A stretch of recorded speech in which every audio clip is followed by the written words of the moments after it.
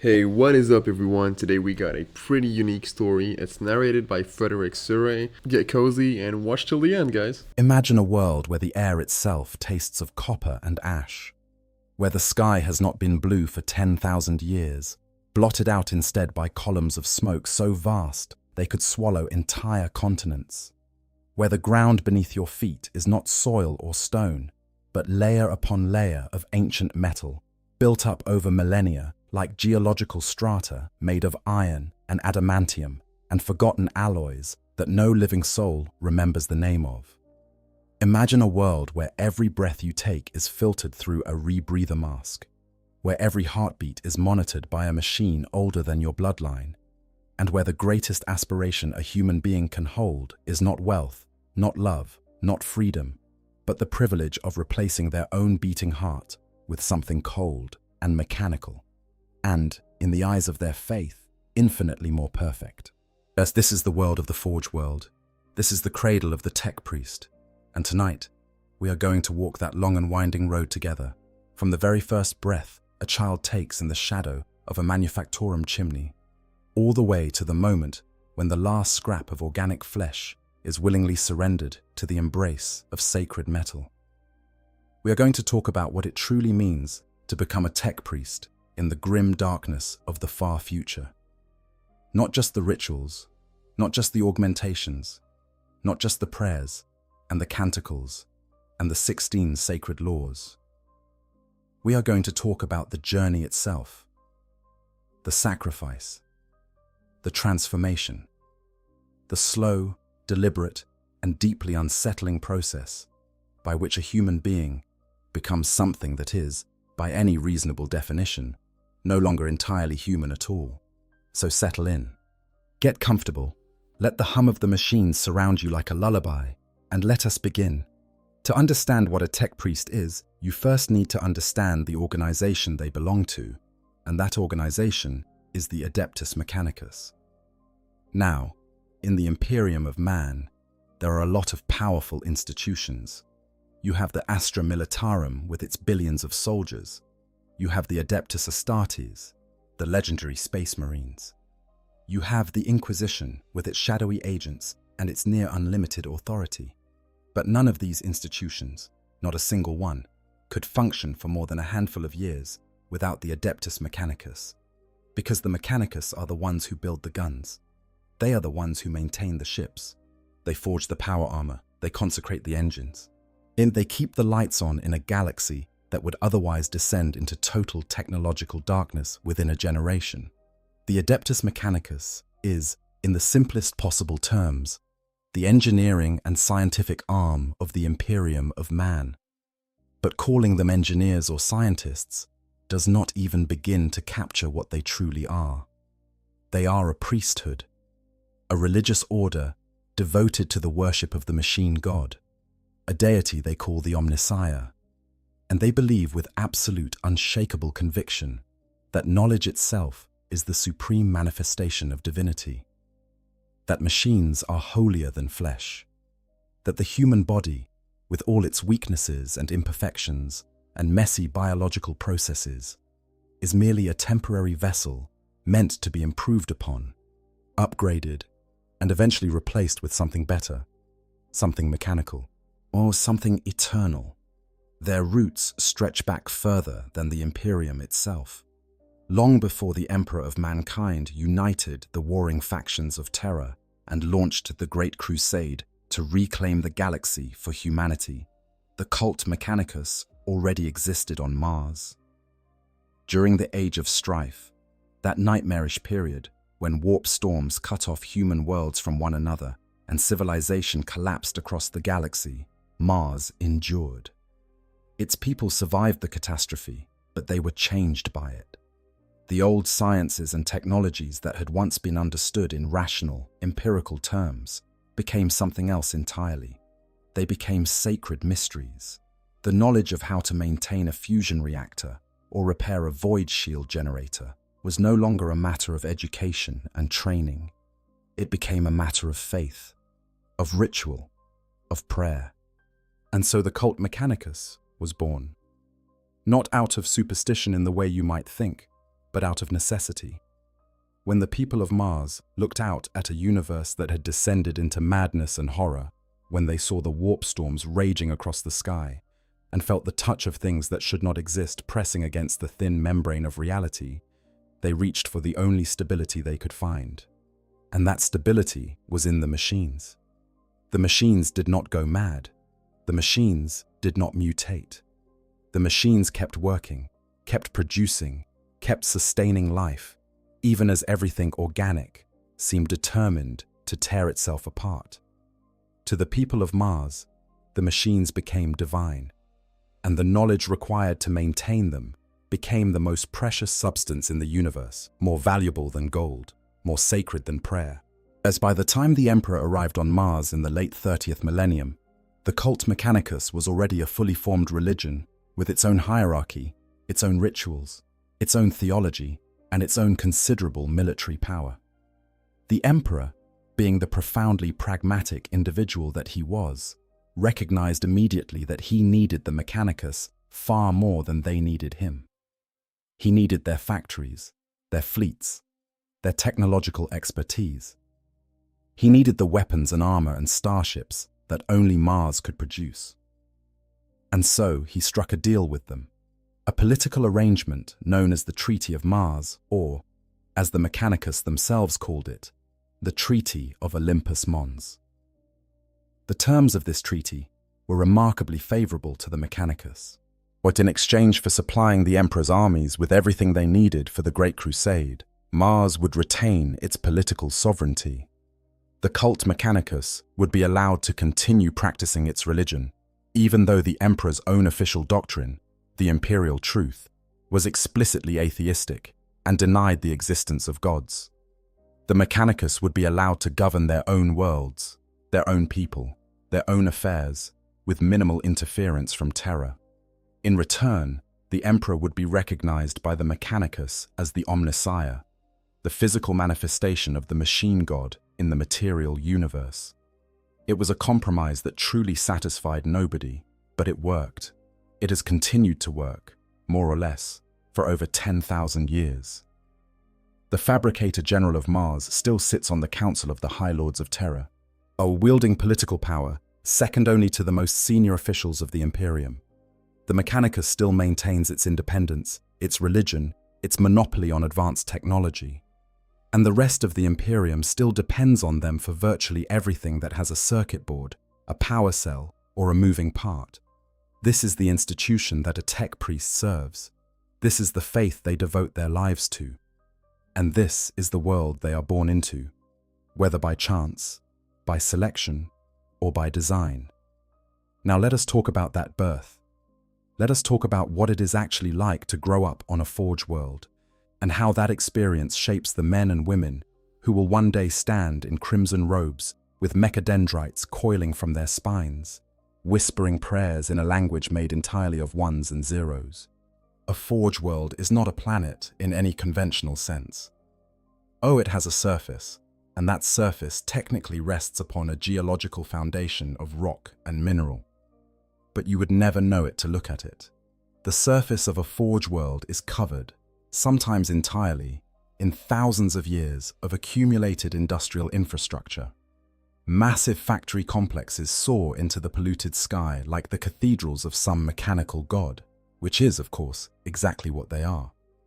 Volcanic furnaces glow with perpetual heat, their fires never allowed to die because the rituals required to reignite them have been lost to the ages, and no one alive remembers how they were first lit. Chimney stacks pierce the upper atmosphere, belching out toxic fumes that have long since destroyed whatever natural ecosystem the planet might once have possessed. The air on a forge world is poison. The rivers, where they still exist, run thick with chemical runoff from the manufactoria. In many cases, the oceans themselves have been drained, their basins filled with more factories, more forges, more processing plants churning out the endless stream of material that the Imperium requires to survive. There is no wildlife on a forge world, unless you count the rats and the cockroaches that have evolved to survive in conditions that would kill an unaugmented human in hours. There is no agriculture, no green growing thing, no trace of the natural world that once existed before the Mechanicus claimed the planet for its sacred purpose. The population of a forge world is immense, often numbering in the tens of billions, and the overwhelming majority of these people are what the Mechanicus classifies as menials, labor units, cogs in the great machine. These are human beings who were born to perform a specific task, just as their parents were born to perform that same task, and just as their children will be born to perform it after them. A menial might spend their entire life operating a single lever on a single machine in a single factoria, pulling it at precisely timed intervals in accordance with a ritual that has been passed down through generations without alteration. They might never see the sky, never breathe unfiltered air, never travel more than a few hundred meters from the hab block where they were born. It is a rigid society in the truest sense of the word. Social mobility, as the rest of the Imperium might understand it, barely exists. Your place in the hierarchy of a forge world is determined at birth, and for the vast majority of its inhabitants, that place will never change. You are born a menial, you live as a menial, and you die as a menial, and when you die, there is a reasonable chance that your body will be recycled into a servitor, a lobotomized cybernetic drone that will continue to serve the Mechanicus in death as you served it in life. But there are exceptions. There are always exceptions. Because even in this most stratified of societies, even in this grinding, merciless, utterly impersonal system, the Mechanicus recognizes that raw talent exists, that the spark of intellect, the capacity for understanding the sacred mysteries of technology, can appear anywhere, in anyone, regardless of their station. And when that spark is identified, when some menial's child demonstrates an aptitude for machines that goes beyond simple repetition and enters the realm of genuine comprehension, then the wheels of the Mechanicus begin to turn. Not the literal wheels, though those are always turning too. The metaphorical ones. The ones that can take a grease-stained factory worker's daughter and place her on a path that will eventually lead to her standing among the most powerful beings in the Imperium. The process of selection varies enormously from forge world to forge world. There is no universal standard, no galaxy-wide entrance examination for aspiring tech priests. On some worlds, the selection is almost entirely random, as impersonal as the society itself. Citizens are assigned identification numbers, and when the Mechanicus requires a new batch of acolytes, summons are simply sent to a predetermined range of citizen numbers. Number 3, 4-B-8, 8, 43000 through 3, 4-B-8845999. Report to Induction Center 7. It is cold. It is mechanical. It is, in the eyes of the Mechanicus, perfectly efficient. On other forge worlds, the process is more deliberate. Tech priests stationed in the manufactoria and hab blocks are always watching, always evaluating, searching for those rare individuals who display the qualities the cult Mechanicus values above all others. Analytical thinking, mechanical aptitude, a natural curiosity about how things work, and most importantly, faith. A sincere, deep-seated belief in the divinity of the machine god and the sacred nature of technology. Because technical skill without faith is merely competence, and competence without devotion is, in the eyes of the Mechanicus, worthless. There are also those who are not selected at all, but rather created. Some members of the Mechanicus are fast grown in vats, artificial beings designed from the genetic level to serve the cult. These vat-born candidates are infused with a baseline level of knowledge through direct data uplinks during their gestation, emerging from their growth pods as fully formed post-adolescents ready to be put immediately to work. They are born knowing things that natural humans must spend years learning, the basic principles of machine maintenance, the foundational prayers of the cult Mechanicus, the first mysteries of the Omnissiah. They step into the world not as blank slates, but as pre-programmed instruments, shaped from the very beginning to serve a specific function. And then there are the Skitarii, the cybernetic soldiers of the Mechanicus. Those dedicated warriors who have already given their bodies to the service of the machine god on the battlefield sometimes distinguish themselves to such a degree that they are deemed worthy of induction into the priesthood itself. A Skitarii soldier who has fought with exceptional valor, who has demonstrated both tactical acumen and unwavering devotion to the Omnissiah, may be elevated from the ranks of the military to the ranks of the clergy. It is a rare honor, and one that speaks to the Mechanicus's understanding that faith proven in the crucible of combat is faith that can be relied upon. But regardless of how a potential tech priest is identified, whether through random selection, deliberate observation, vat growth, or military distinction, the path that lies ahead of them is essentially the same: long, difficult, painful, transformative, and utterly irreversible. The first step on that path is the acolyte stage, and this is where the real education begins. A tech acolyte is an unranked member of the cult Mechanicus, someone who has been set apart from the common population to begin their study of the lower mysteries of the machine god. They are typically young, either intellectually promising youths plucked from the menial classes or vat-grown candidates fresh from their growth pods. They have been identified as having potential, but potential is not the same thing as worth. The Mechanicus will invest enormous resources in the education of its acolytes, but it will not hesitate to discard those who fail to meet its standards. The dropout rate is extraordinary, and the fates of those who wash out are not always pleasant. Some return to the menial classes. Others are repurposed. The word repurposed in this context means exactly what you think it does. For those who survive the initial screening process, the education that follows is unlike anything offered by any other institution in the Imperium. There are no classrooms in the traditional sense, no lectures, no textbooks. Instead, there are rituals. The acolyte's education begins with the most basic and fundamental truth of the cult Mechanicus, which is this: a machine is not merely a collection of parts assembled for a purpose. A machine is a living thing. It has a spirit, a personality, a will. It can be pleased, and it can be angered. It can be cooperative, and it can be recalcitrant. And the key to understanding technology, the key to working with machines effectively and safely, is not to understand how they function in a mechanistic sense, but to understand how to communicate with the spirits that dwell within them. This is the central paradox of the Adeptus Mechanicus, and it is one that confounds outsiders to no end. Here is an organization that is, by any objective measure, the most technologically advanced institution in the known galaxy. They build starships that can cross the void between stars. They maintain weapons capable of destroying entire planets. They create cybernetic implants that can make a human being faster, stronger, and more durable than nature ever intended. And yet they approach all of this technology not with the scientific method, not with rational inquiry and empirical testing, but with prayer, with ritual, with sacred oils and burning incense and chanted hymns that can go on for hours before a single bolt is tightened.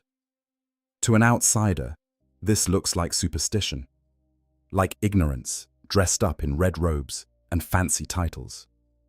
But to the Mechanicus, it is the only way, the only safe way, because the Mechanicus remembers what happened during the dark age of technology, when humanity's understanding of science was at its absolute peak.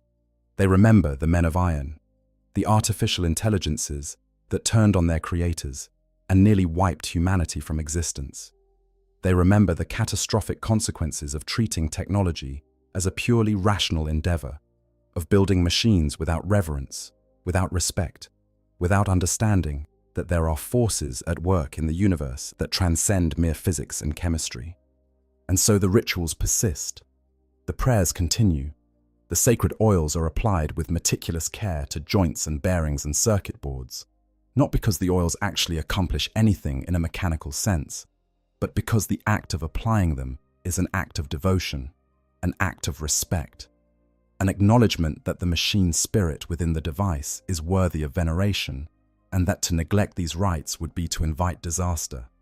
The acolyte learns all of this. They learn the litanies of activation, the prayers spoken before a machine is turned on. They learn the canticles of maintenance, the sacred songs that accompany routine servicing and repair. They learn the rites of decommissioning, the solemn ceremonies performed when a machine has reached the end of its service life and its spirit must be respectfully released. And they learn slowly and carefully the actual technical skills that underpin all of these rituals. How to diagnose a fault in a plasma conduit, how to replace a worn bearing in a macro cannon assembly, how to read the sigils and runes that the Mechanicus uses instead of engineering diagrams and technical manuals. The education of a tech acolyte can last for years, sometimes decades. The Mechanicus is not in a hurry. Time means very little to an organization that measures its history in millennia and regards innovation as heresy. The acolyte is expected to master not just the practical aspects of their craft, but the philosophical underpinnings that give it meaning. They must understand why the machine spirit must be appeased, not just how. They must comprehend the theological significance of every bolt, every wire, at every drop of sacred lubricant. They must internalize the fundamental truth that, in the eyes of the cult Mechanicus, there is no distinction between technology and religion. They are one and the same thing. The machine is the prayer is the machine. And somewhere during this long process of education and indoctrination, the acolyte begins to change.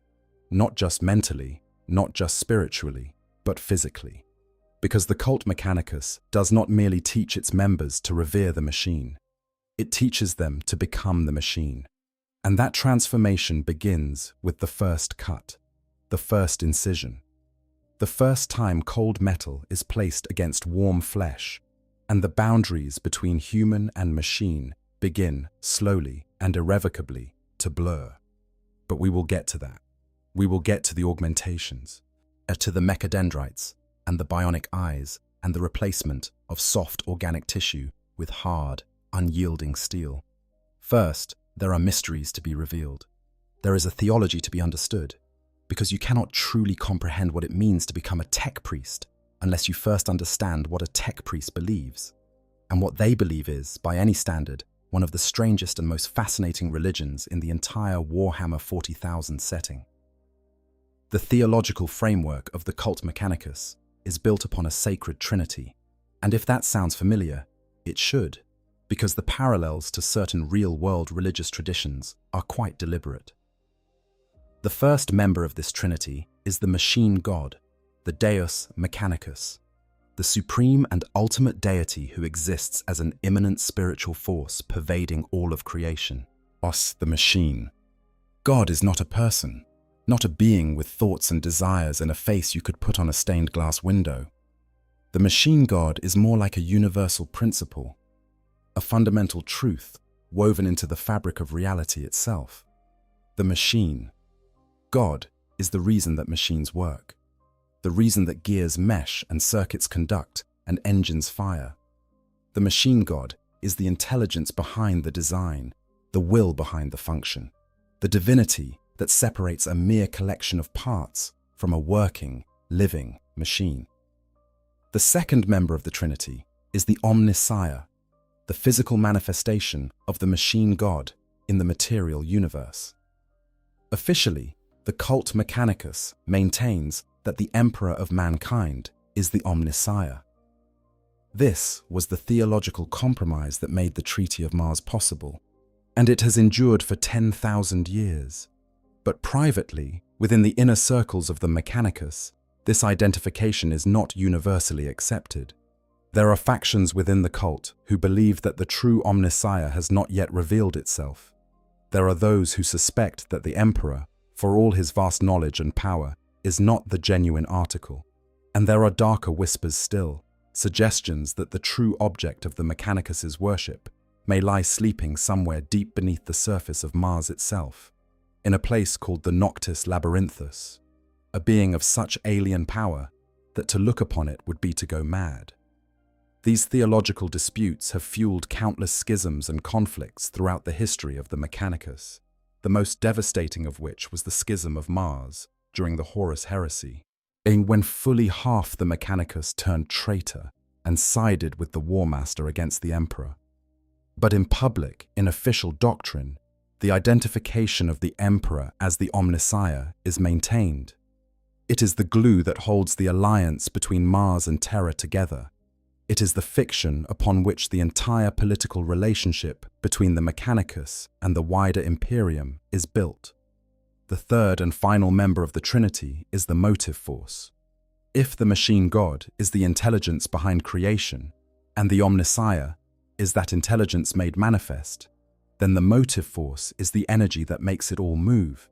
It is the power that drives the wheels and spins the gears and sends current flowing through wires. It is the life force of the universe, present in everything that moves. Thus, whether that movement is the rotation of a planet around its star or the firing of a synapse in a human brain, the motive force is what the cult Mechanicus sees when they look at electricity, at heat, at kinetic energy. It is the divine current that flows through all things, and it is the most tangible expression of the machine god's presence in the physical world. The most devoted followers of the motive force are the electro-priests, fanatical warrior clerics who have transformed their bodies into living batteries capable of channeling devastating blasts of electrical energy. The electro-priests are divided into two rival sects, the Corpuscari and the Fulgurites, who have been at each other's throats for millennia over a fundamental disagreement about the nature of the motive force. The Corpuscari believe that the machine god's energy should be shared freely, projected outward, used to illuminate the galaxy. They channel their power into blinding arcs of lightning that they hurl at the enemies of the Omnissiah with ecstatic joy. The Fulgurites, by contrast, believe that the motive force is precious and finite, and that wasting it is blasphemy of the highest order. They fight by draining the bioelectrical energy from their enemies, sucking the life force from living beings with their electroleech staves and hoarding it in capacitors for later use. The conflict between these two sects has raged for thousands of years, scarring the surface of Mars itself with the marks of their internecine battles. It is a conflict that will likely never be resolved, because both sides believe with absolute certainty that they are right. And in the cult Mechanicus, certainty of faith is not a weakness, it is the highest virtue. Beyond the Trinity, the theological framework of the cult Mechanicus is codified in the 16 universal laws, a set of commandments that govern every aspect of a tech priest's life. These laws are divided into two groups. The first 8 are the mysteries, the fundamental truths of the faith, and the second 8 are the warnings, the prohibitions and cautionary principles that keep the faithful on the righteous path. Among the most important of these laws is the principle that the comprehension and utilization of knowledge is the basis for the measurement of intellect. In other words, your worth as a human being, your value in the eyes of the machine god, is determined solely by how much you know and how well you can apply that knowledge. Your physical appearance, your social status, your personal relationships, none of these things matter. Only knowledge matters, only understanding, only the ceaseless, lifelong pursuit of information in all its forms. Another crucial law is the warning that to break with ritual is to break with faith. This is the principle that underpins the Mechanicus's obsessive devotion to prescribed procedures and established protocols. Every screw turn, every button press, every action taken in the presence of a machine is documented, ritualized, and performed in exactly the same way every single time. The slightest deviation from established procedure is not merely an error. It is heresy. It is an invitation to disaster. It is a betrayal of the machine god's trust. And it is treated with the severity that any other imperial institution would reserve for treason or apostasy. The final warning, and perhaps the most ominous, is this: the soulless sentience is the enemy of all. This is the Mechanicus's absolute prohibition against artificial intelligence. True machine intelligence, what the Mechanicus calls abominable intelligence or silica animus, is the greatest tech heresy imaginable. It is the one sin that cannot be forgiven. the one crime that carries an automatic sentence of death. Because the Mechanicus remembers the men of iron. They remember what happened when humanity created machines that could think for themselves, and they have sworn, with every fiber of their being, that it will never happen again. These are the beliefs that an aspiring tech priest must internalize. These are the truths they must accept, not just intellectually, but spiritually, down to the very marrow of their bones, or whatever portion of their original skeleton remains after the augmentations have been completed. Because without this faith, without this absolute conviction in the divinity of the machine and the sacred nature of knowledge, the rest of the transformation is meaningless. The bionics are just metal. The mechadendrites are just tools. The crimson robes are just cloth. It is the faith that makes them holy. It is the faith that makes a tech priest. And it is the faith that gives them the strength to endure what comes next. The first augmentation is always the hardest. Not physically, though it is that too. The pain is extraordinary.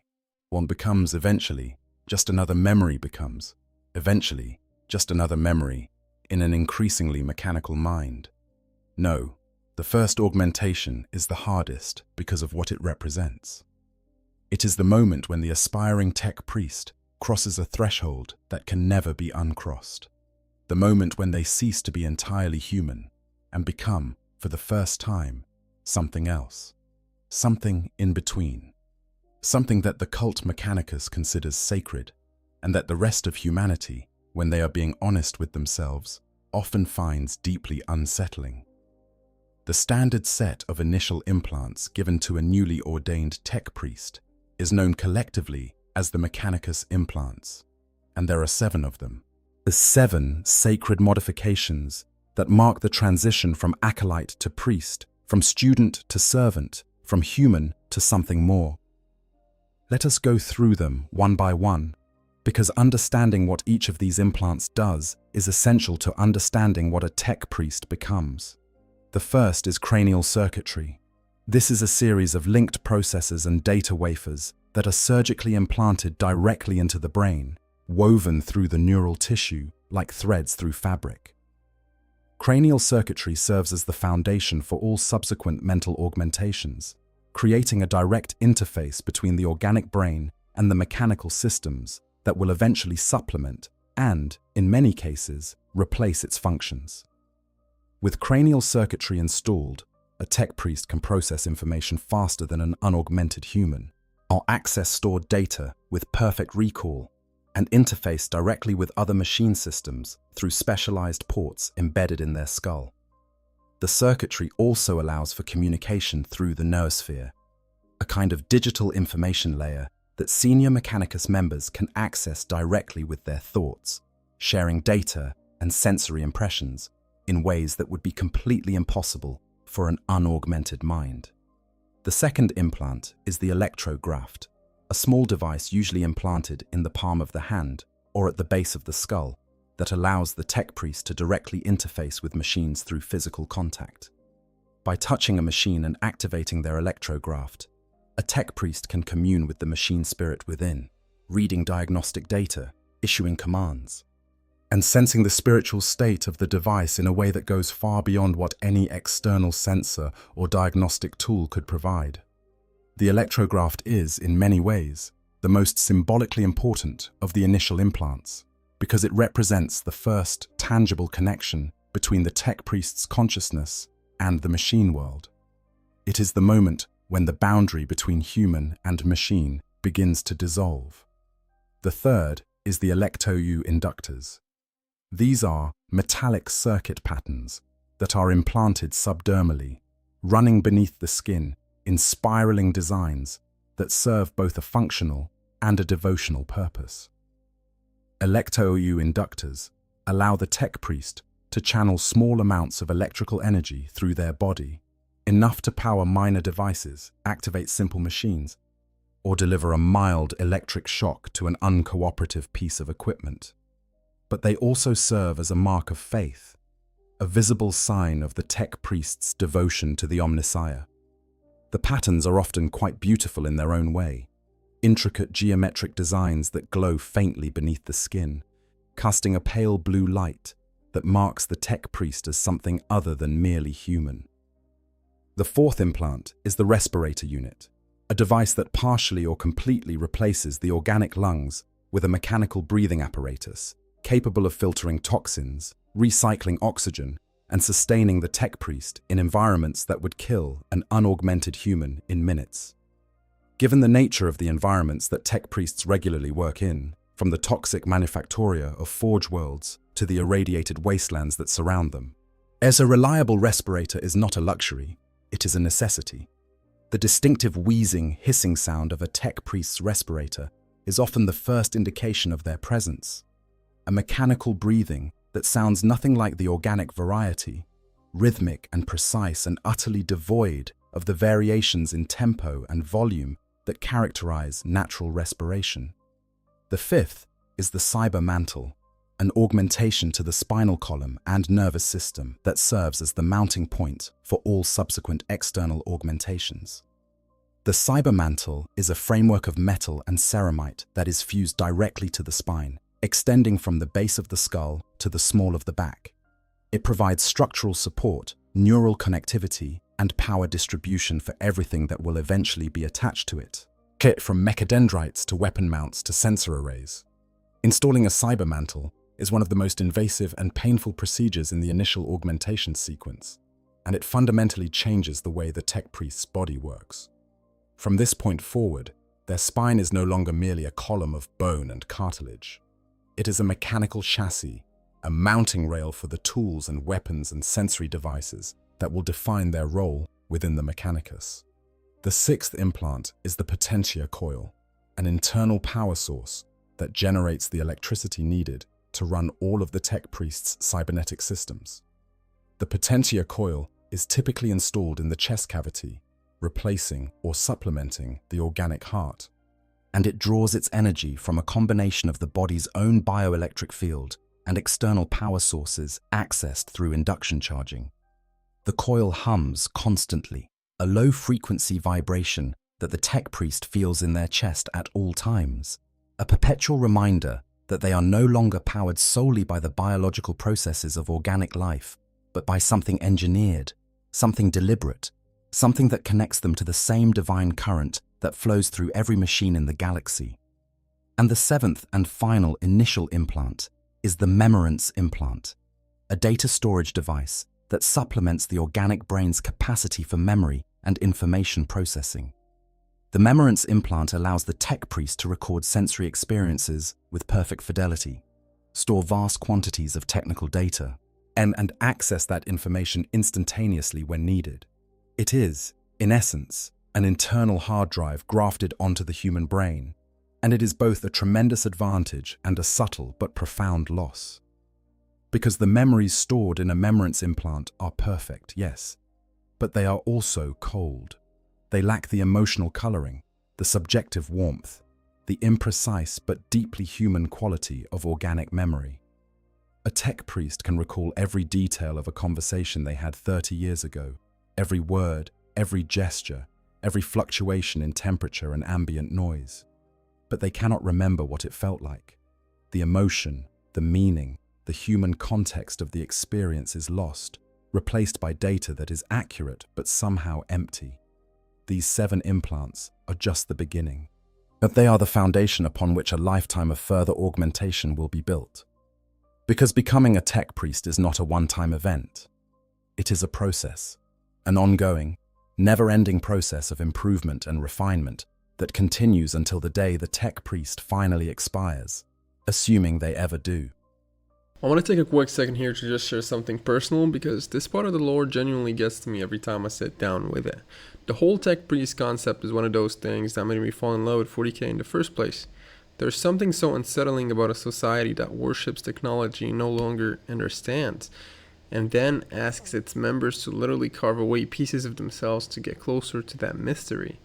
It hits different when you think about how much of our own lives revolve around tech we barely understand.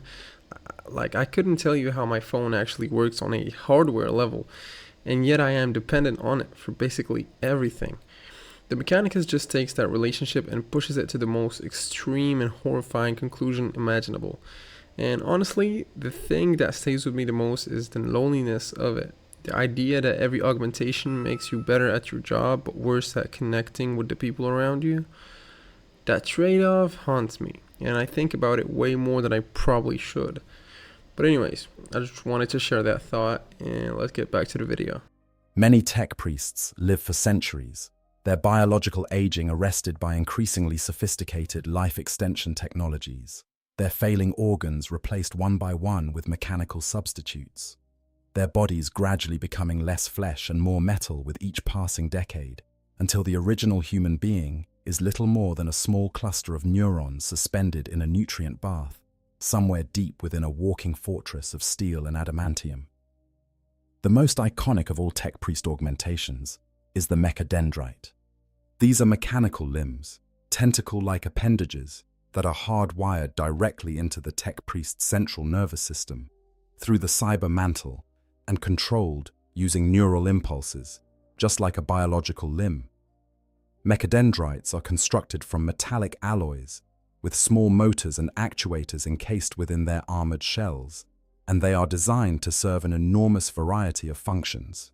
There are utility mechadendrites equipped with tools for maintenance and repair, medici mechadendrites fitted with syringes, surgical instruments, and diagnostic scanners for treating injuries in the field, ballistic mechadendrites that mount small weapons for self-defense, manipulator mechadendrites that function as additional arms, capable of lifting heavy objects or performing delicate micro-construction work, and exploration mechadendrites designed for collecting and analyzing samples during explorator missions.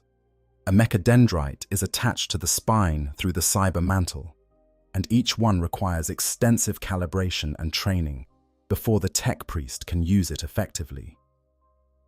Learning to coordinate even a single mechadendrite with one's existing biological limbs takes years of discipline and practice. Learning to coordinate multiple mechadendrites simultaneously can take decades, but for those who master the art, the result is transformative. A tech priest with 4 or 5 functioning mechadendrites can perform tasks that would be physically impossible for an unaugmented human, working on multiple systems simultaneously with a speed and precision that borders on the miraculous.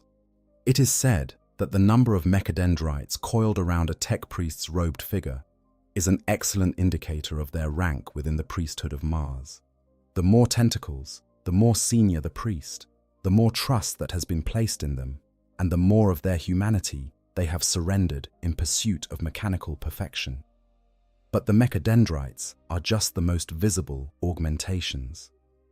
Beneath the crimson robes, the transformation goes far deeper. A tech priest's eyes may be replaced with bionic optical sensors capable of seeing across the entire electromagnetic spectrum, from infrared to ultraviolet and beyond. Their ears may be replaced with audio sensors that can detect frequencies inaudible to the human ear, as their hands may be replaced with multifunctional manipulators that can switch between delicate surgical tools and industrial cutting equipment in a fraction of a second. Their legs may be replaced with mechanical limbs that never tire, never ache, and can carry them across terrain that would exhaust a biological body in minutes.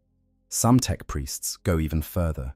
The most extreme modification known to the Mechanicus is the rite of pure thought, a procedure in which the entire right hemisphere of the brain, the hemisphere responsible for creativity, emotion, intuition, and imagination, is removed and replaced with a cogitator linked directly to the remaining left hemisphere. The result is a being of perfect logic and rationality, incapable of anger, fear, love, sorrow, or any other emotion that might cloud their judgment or interfere with their work. The rite of pure thought is considered extreme even by the standards of the Mechanicus, and not all tech priests choose to undergo it. But for those who do, the transformation is complete. They become, for all practical purposes, living machines. Organic computers housed in mechanical bodies, processing data and executing tasks with an efficiency that no purely biological mind could match. The psychological effects of all this augmentation are profound, and they are not always positive. Many tech priests experience what is known as disassociation, a growing sense of disconnect between their consciousness and their increasingly mechanical bodies. Phantom limb syndrome is common in the early stages, with the brain continuing to generate sensations in limbs that no longer exist. Some tech priests report visual hallucinations in which their bionic limbs momentarily appear as flesh and blood originals. Others experience a persistent sensation that their body is somehow lagging behind their mind, as if the mechanical parts are not quite keeping up with their neural impulses. The standard Mechanicus treatment for these symptoms is to prescribe the daily canticles of defragmentation, essentially a meditation ritual designed to help the tech priest synchronize their organic and mechanical components. Whether this actually works or simply provides psychological comfort is a question that the Mechanicus does not particularly care to investigate. There is also the matter of identity. While as a tech priest replaces more and more of their original body with mechanical components, the question inevitably arises: at what point do they cease to be the person they once were? At what point does Acolyte Kira, the bright-eyed daughter of a Forge World menial who once dreamed of understanding the mysteries of the Omnissiah, become Magos Kira 7 Sigma, a towering construct of metal and wire whose voice is a synthesized monotone and whose memories of childhood are stored on a data wafer rather than in living brain tissue? The cult Mechanicus has a ready answer to this question, which is that the question itself is irrelevant. The flesh is weak, the machine is strong. The transformation from one to the other is not a loss, it is an ascension. It is the highest aspiration of any faithful servant of the Omnissiah. As the gradual approach toward a state of perfect mechanical existence that mirrors the perfection of the machine, God itself. And yet, the reality is often more complicated than the theology suggests. In the novels and stories that explore the inner lives of tech priests, we see again and again that the loss of humanity is not always painless, that the memories that fade, the emotions that dim, the connections to other human beings that slowly wither and die as organic brain tissue is replaced with silicon and circuitry. These losses are felt, even by those who have chosen to undergo them willingly. The flesh may be weak, but it is also human, and losing it means losing something that no amount of mechanical perfection can replace. Alongside the blessed transformation of the body stands the Omniscient axe, that great symbol of office carried by fully ordained tech priests. It is not merely a weapon, though it is an effective one, a heavy-bladed polearm crackling with disruptive energy that can slice through armor and flesh with equal ease. The Omniscient axe is a badge of rank, a symbol of the tech priest's authority over all things mechanical, a physical representation of their covenant with the machine god. To carry the Omniscient axe is to declare, publicly and unambiguously, that you are a servant of the Omnissiah, that you have been deemed worthy of the sacred mysteries, that you have the right, granted by the machine god itself, to minister to the machine spirits that dwell within the technology of the Imperium. It is a responsibility as much as a privilege, and it is one that every tech priest takes with deadly seriousness. Now, once a tech priest has completed their initial augmentations and received their Omniscient axe, the question of specialization arises. Because the Adeptus Mechanicus is not a monolithic organization in which every member performs the same function, it is a sprawling, labyrinthine hierarchy of suborders and divisions and specializations, each devoted to a particular aspect of the machine god's domain. The path a tech priest chooses to follow will determine not only the nature of their work for the rest of their existence, but also the nature of their subsequent augmentations, their social standing within the cult, their political alliances, and in many cases, their eventual fate. The most common and most widely distributed specialization is that of the enginseer. Enginseers are the workhorses of the Adeptus Mechanicus. Are the tech priests you are most likely to encounter outside the walls of a Forge World. They are assigned to regiments of the Imperial Guard, to to void ships of the Imperial Navy, to hive cities and agri-worlds and mining colonies, and anywhere else that complex technology needs to be maintained and machine spirits need to be appeased. An engine seer is a generalist, trained in a broad range of maintenance and repair disciplines, capable of keeping a Lehman Russ battle tank running in the field or performing emergency repairs on a void ship's plasma conduit while under enemy fire. They are practical, adaptable, and invaluable, and they serve as the Mechanicus's primary point of contact with the wider Imperium. Engine seers almost always make extensive use of mechadendrites, and the sight of a crimson-robed figure with mechanical tentacles extending from their spine, hunched over the engine block of a tank while shells explode around them, is one of the most iconic images in the entire 40k setting. They are not the most politically powerful members of the Mechanicus, and they are often looked down upon by their more specialized brethren as mere grease monkeys, but without them, the Imperium would grind to a halt within a matter of years. Every gun that fires, every engine that turns over, every light that flickers on in the darkness owes its continued function, at least in part, to the tireless work of an engine seer somewhere. A very different path leads to the ranks of the Janitors, sometimes called the Magos biologists. These are tech priests who have chosen to specialize in the study of organic life, again a pursuit that makes them something of an oddity within an organization that generally regards biological matter as inherently inferior to mechanical components. Janitors study genetics, anatomy, biology, and biochemistry, and their work encompasses everything from testing the gene seed tithes of Space Marine chapters for signs of mutation to investigating the physiological quirks of newly discovered alien species. They are the Mechanicus's biologists, geneticists, and xenobiologists, and their expertise is sought after by explorator fleets, inquisitors, and rogue traders alike. Janitors occupy an unusual position within the cult Mechanicus because their professional obsession with organic life puts them at odds with the mainstream Mechanicus belief that flesh is inherently weak and inferior. Some Janitors embrace this tension, viewing organic matter as simply another form of machinery, biological engines that operate on principles of chemistry rather than physics, but are no less worthy of study and reverence.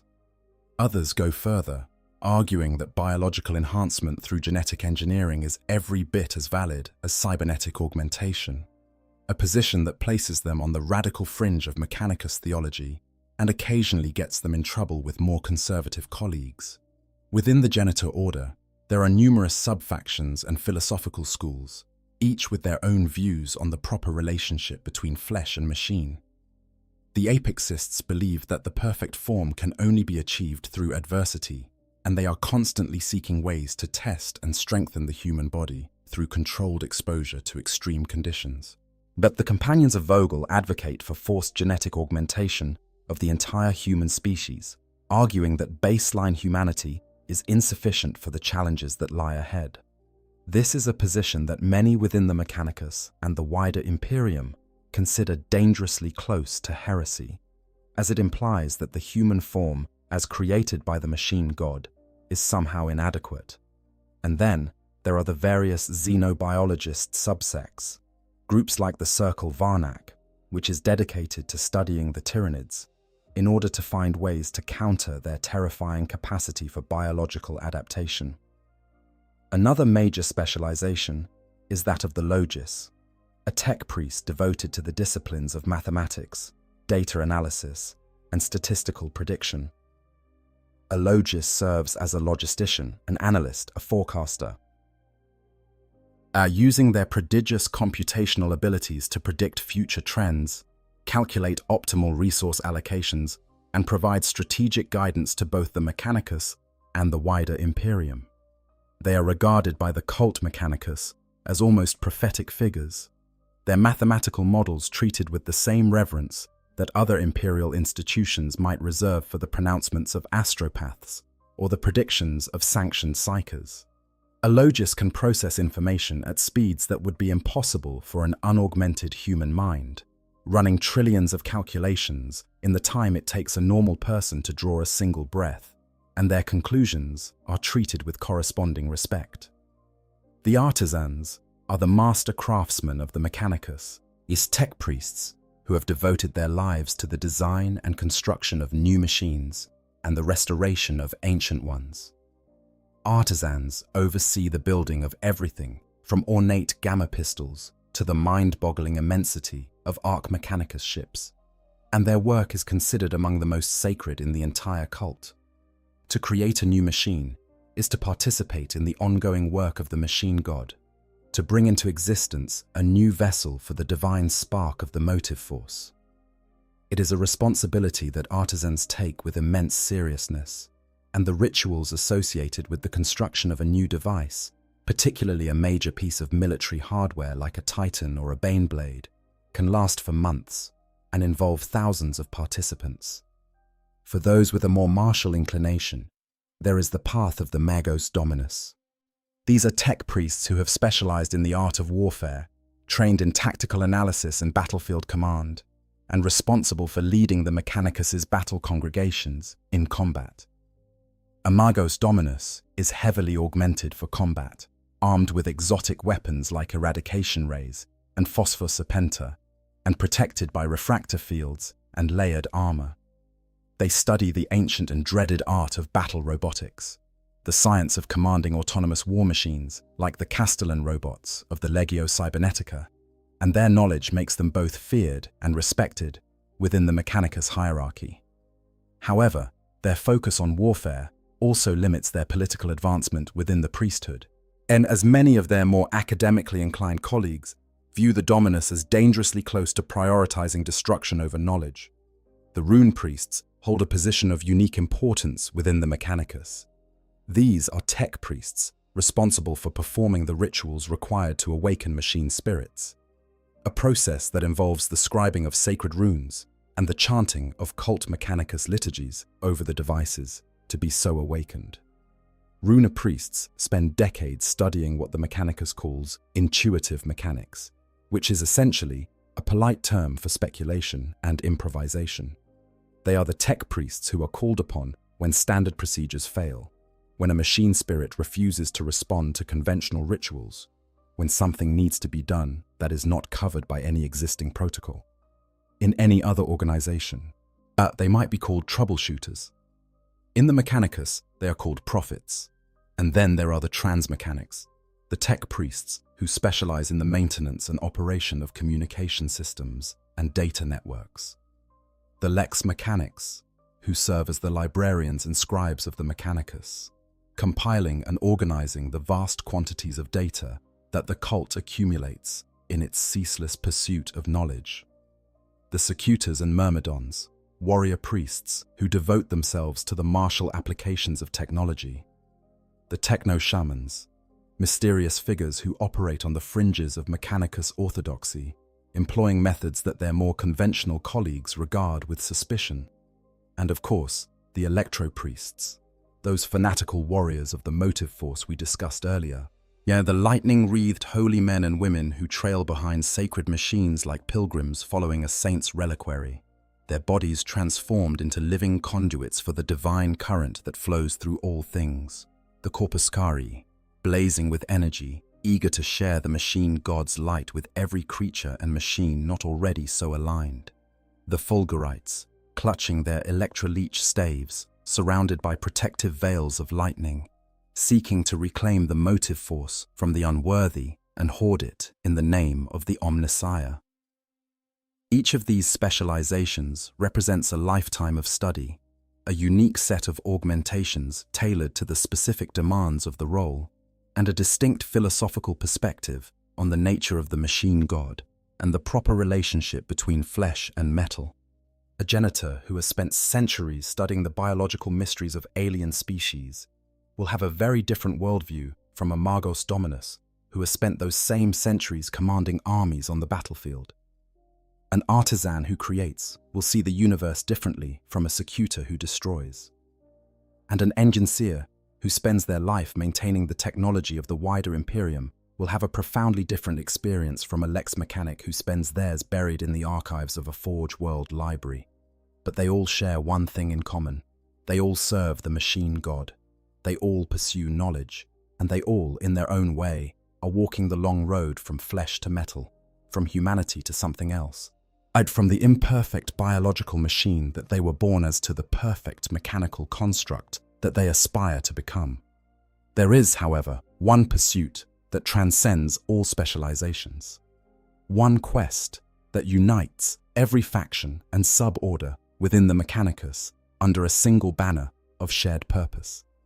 It is the driving obsession of the entire organization, the sacred duty that has shaped its history, its theology, and its destiny for 10,000 years. It is the quest for knowledge. And at the heart of that quest lies the most holy and most coveted of all objects in the Mechanicus's vast and ancient catalogue of sacred artifacts: the Standard Template Construct. To understand the Standard Template Construct, or STC, you first need to understand what the galaxy looked like before everything went wrong. Because there was a time, long ago, before the Age of Strife, before the fall of the Aeldari, before the birth of the Emperor, and the founding of the Imperium, when humanity was at the absolute peak of its technological prowess. This era, known as the Dark Age of Technology, was a golden age in which human science had advanced to levels that the current Imperium cannot even begin to comprehend. Faster-than-light travel was commonplace. Artificial intelligences managed entire planetary ecosystems. Weapons of unimaginable destructive power were built and maintained as casually as you or I might maintain a household appliance. Humanity in the Dark Age of Technology was, by any measure, the most powerful species in the galaxy. And the Standard Template Construct was one of the crowning achievements of that age.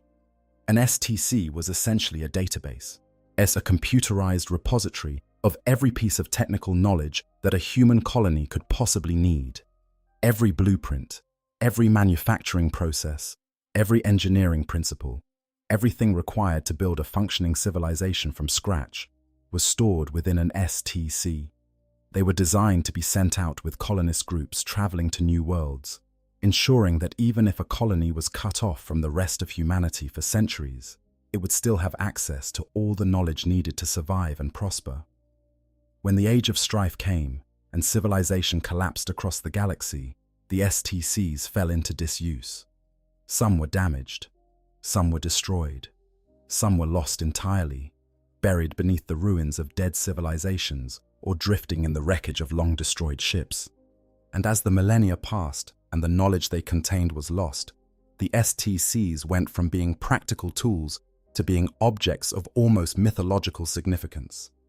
To the Adeptus Mechanicus, a functioning STC is the holiest of holy artifacts, the closest thing to a direct revelation from the machine god that exists in the material universe.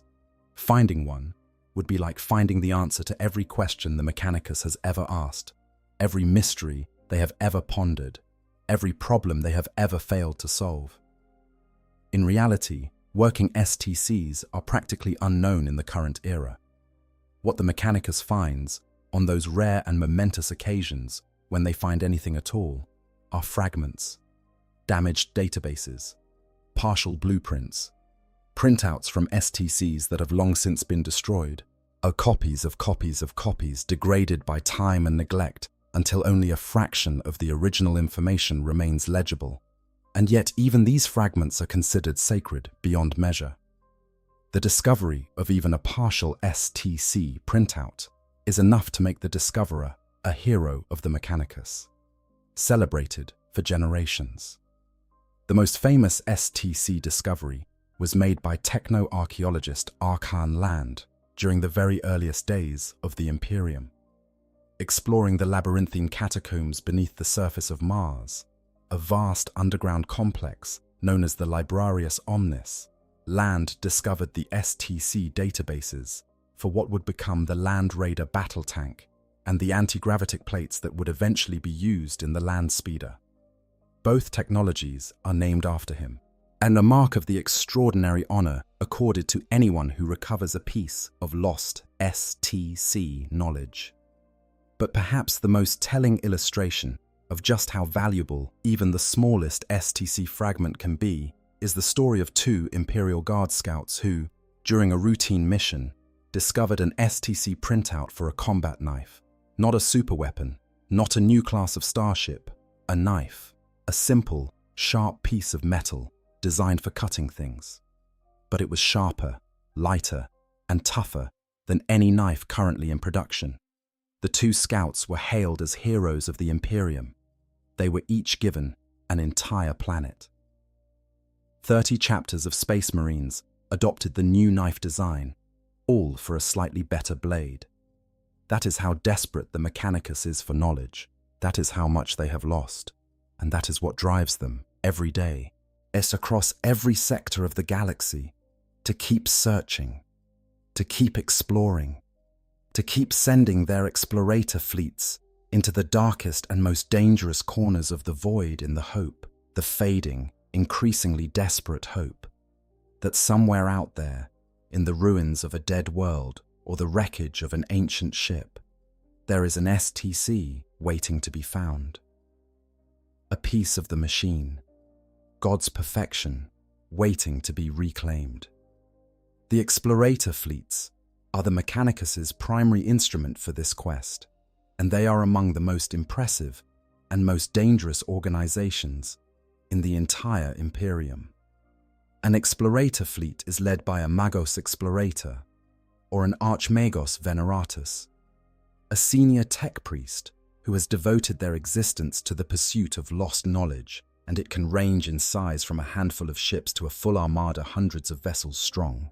But these fleets are self-sufficient, capable of operating for decades without resupply, and they travel to the farthest reaches of the galaxy, beyond the borders of the Imperium, into regions of space where no human has set foot in millennia. The crown jewel of any explorator fleet is the Arch Mechanicus, a class of starship so vast and so ancient that it defies comprehension. An Arch Mechanicus is wider than a Dominator-class cruiser is long. It contains within its hull an entire hive city's worth of manufactoria, refineries, power plants, laboratories, testing ranges, chemical vats, and gene bays. Its engines are larger than the total mass of most starships. It is, in essence, a mobile forge world, as a self-contained civilization capable of traveling between the stars and bringing the full industrial and military might of the Mechanicus to bear wherever it is needed.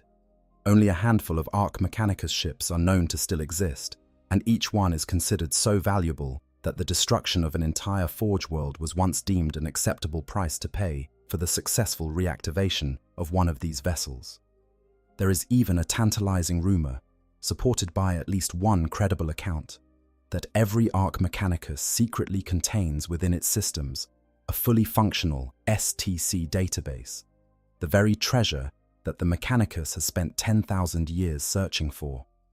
But the knowledge of how to access these hidden databases has been lost, or locked away behind layers of security and encryption that no living tech priest has been able to penetrate.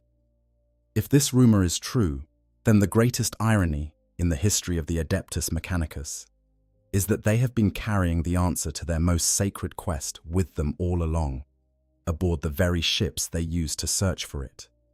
The quest for knowledge is not without its dangers, and those dangers go far beyond the obvious physical risks of deep space exploration. Because the galaxy is not empty. It is not waiting patiently for the Mechanicus to come and reclaim its treasures. It is filled with hostile alien species, with chaos cults and demon-infested space hulks, with ancient automated defense systems left behind by civilizations that died before humanity ever left Terra. And worst of all, from the Mechanicus's perspective, yes, it is filled with temptation, because out there in the void, in the ruins of dead worlds and the forgotten vaults of long-lost civilizations, there is knowledge that the Mechanicus has been expressly forbidden to pursue.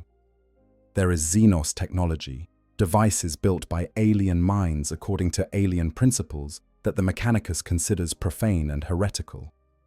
There are artifacts from the dark age of technology that were sealed away for good reason, weapons and machines too dangerous to be used, too powerful to be trusted, too close to the forbidden science of artificial intelligence to be tolerated. And there is the temptation of chaos itself, the promise of knowledge and power offered by the ruinous powers to any tech priest weak enough or desperate enough to listen. So the line between legitimate research and tech heresy is not always clearly defined, and many tech priests have found themselves on the wrong side of it without even realizing they had crossed it. A Magos explorator who picks up a piece of alien technology to study it is performing their sacred duty. A Magos explorator who begins to incorporate that alien technology into their own systems is committing heresy. A tech priest who discovers a pre-imperial database containing information about artificial intelligence is making a valuable find. A tech priest who begins reading that information is signing their own death warrant. The distinction between curiosity and corruption, between the pursuit of knowledge and the embrace of damnation, is often measured in millimeters. This brings us to the darkest chapter of the Mechanicus' long history, and to the most terrifying cautionary tale that every aspiring tech priest learns during their education. The story of the Dark Mechanicum. During the Horus Heresy, the great civil war that tore the Imperium apart 10,000 years ago, the Mechanicus was split just as thoroughly as the Space Marine legions. Fully half of the priesthood of Mars sided with the War Master Horus, seduced by his promises of access to forbidden technologies and freed from the restrictions that the Emperor had imposed upon them through the Treaty of Mars. The leader of these traitor tech priests was Fabricator General Kelbor Hal himself, the most senior official in the entire Mechanicus, who opened the forbidden vaults of Mars and unleashed technologies that had been sealed away for millennia. The War Master played the Mechanicus masterfully, as he offered them STC technology looted from the worlds of the Orician technocracy. He told them that the Emperor planned to steal their secrets and enslave them. He exploited the theological divisions within the cult, particularly the disagreement over whether the Emperor was truly the Omnissiah or merely a pretender. And most devastatingly of all, he gave them the one thing that the Emperor had always denied them: permission to innovate, permission to experiment, permission to push beyond the boundaries of established knowledge and explore the forbidden territories of science and technology that the Emperor had declared off-limits. The result was the Schism of Mars, a devastating civil war that ravaged the surface of the Red Planet and left scars that are still visible 10,000 years later. Its loyalist tech priests fought against their traitor brethren in the corridors of the forged temples and the depths of the data crypts, and the weapons deployed on both sides were so terrible that entire regions of Mars were rendered permanently uninhabitable. When the heresy finally ended, with Horus's defeat at the gates of the Imperial Palace on Terra, the traitor tech priests were driven from Mars and fled into the Eye of Terror with the remnants of the traitor legions. These fallen tech priests became the Dark Mechanicum, a chaos-affiliated mirror image of the Adeptus Mechanicus that continues to operate in the 41st millennium. The Dark Mechanicum has no restrictions, no prohibitions, no sacred laws governing what they can and cannot research.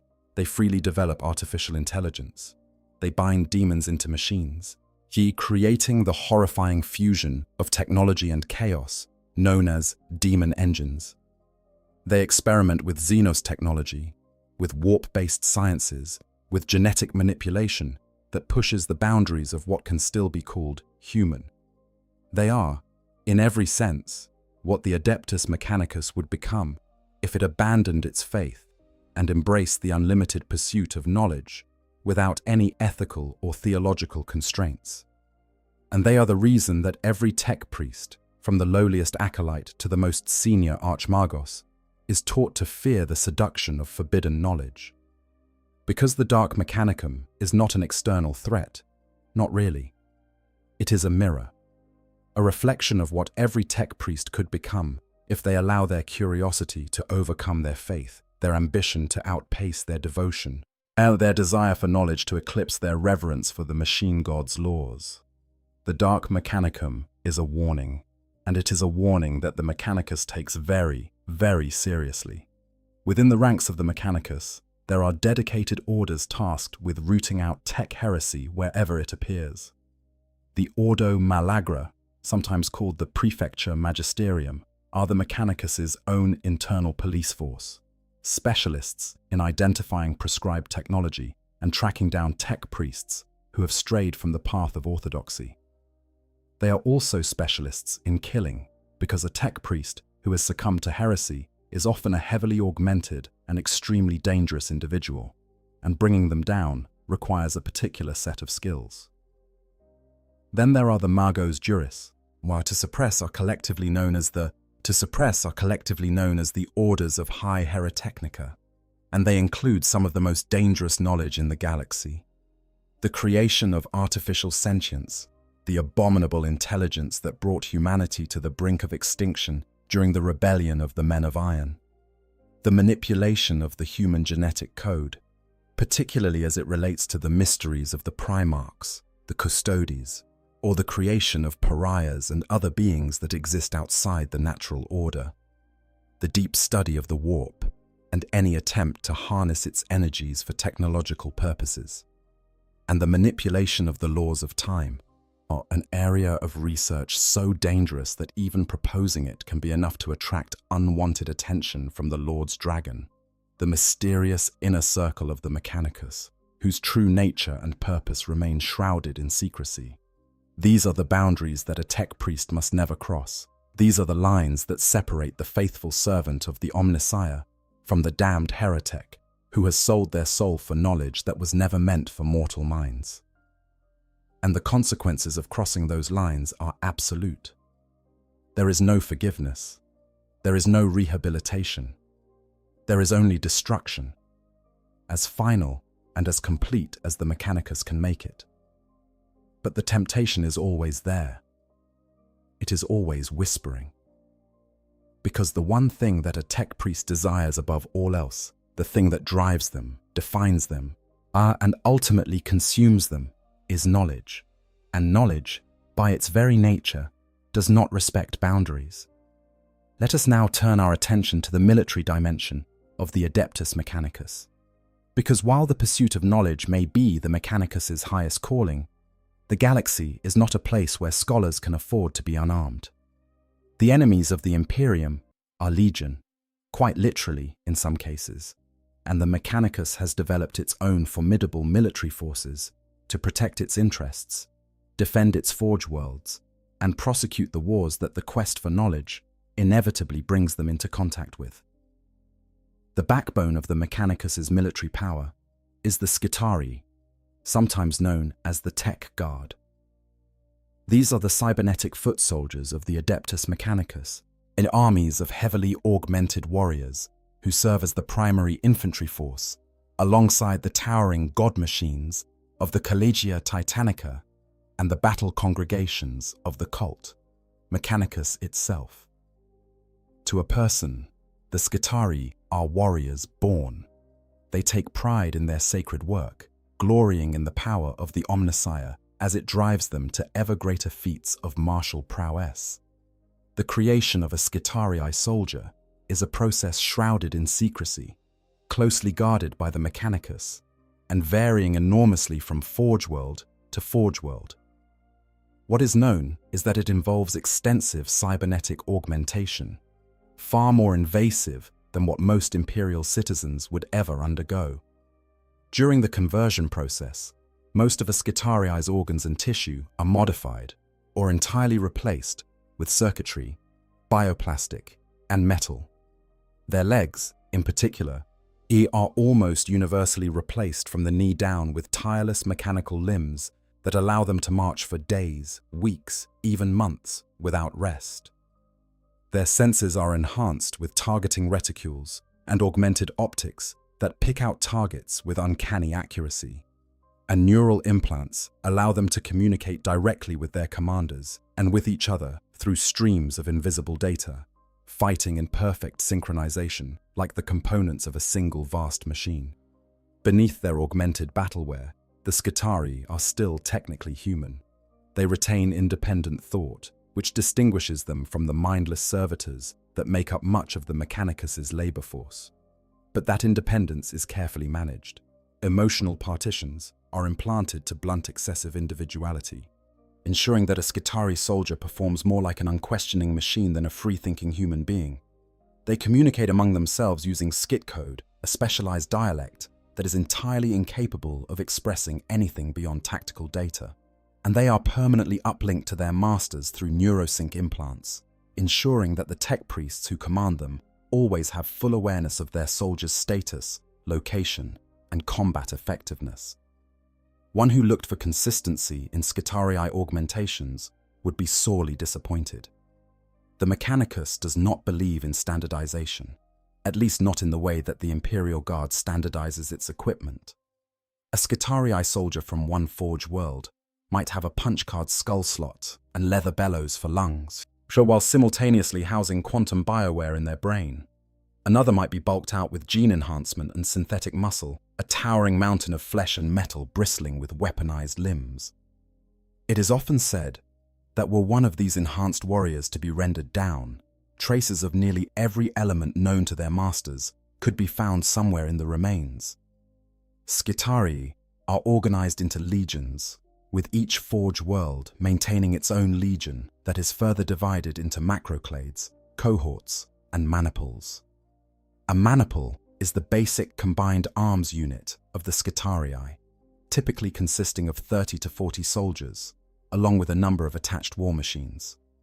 Within a maniple, Skitarii are formed into squads of 5 to 10, each specializing in a particular combat role.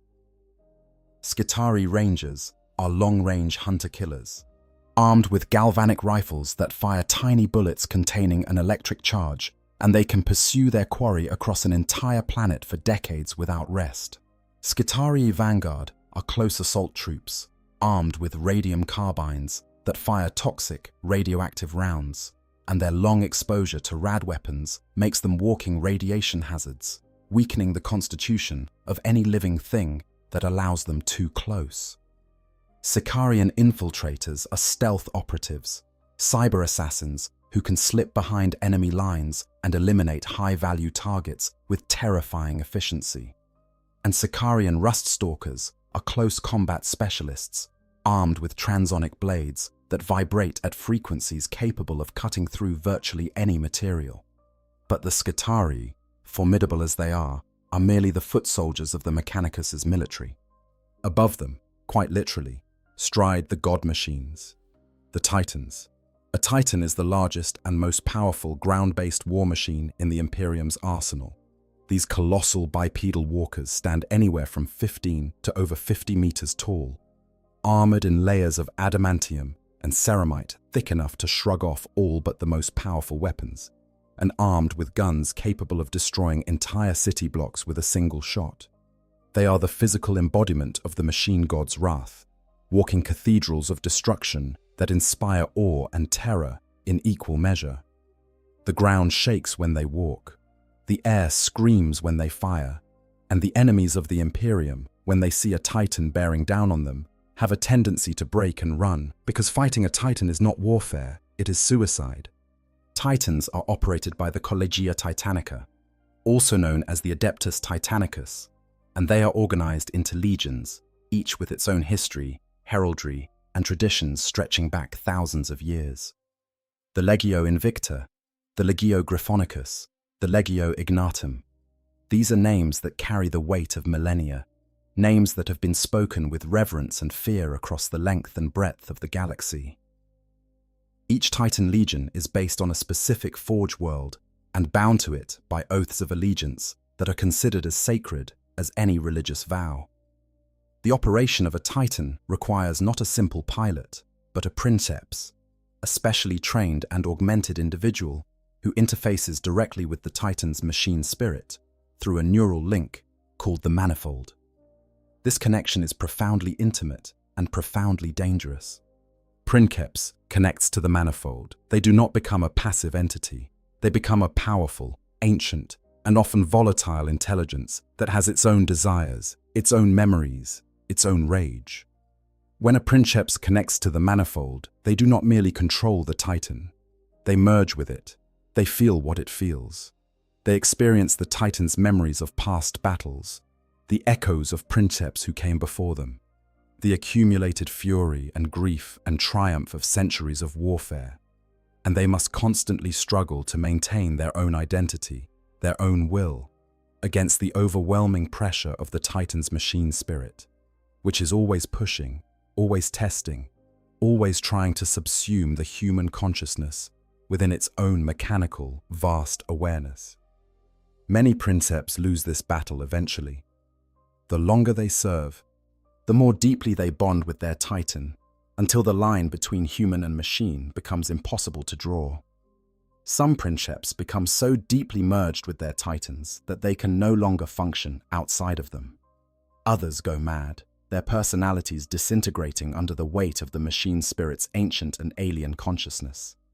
It is a sacrifice that is understood and accepted by every princeps who takes the oath, and it is yet another example of the price that the Mechanicus pays for its power. Below the Titans in scale, but no less important to the Mechanicus's military capabilities, are the war machines of the Legio Cybernetica. The Legio Cybernetica is the Mechanicus's order of battle automata, responsible for the construction, maintenance, and deployment of the robotic warriors known as Castellan robots. While these faceless automata are not artificial intelligences, that would be tech heresy of the highest order. Instead, they are rigidly controlled through the use of archaic doctrina wafers, programming modules that dictate the robot's combat behavior, and are swapped out by specialist tech priests, called datasmiths, as the tactical situation requires.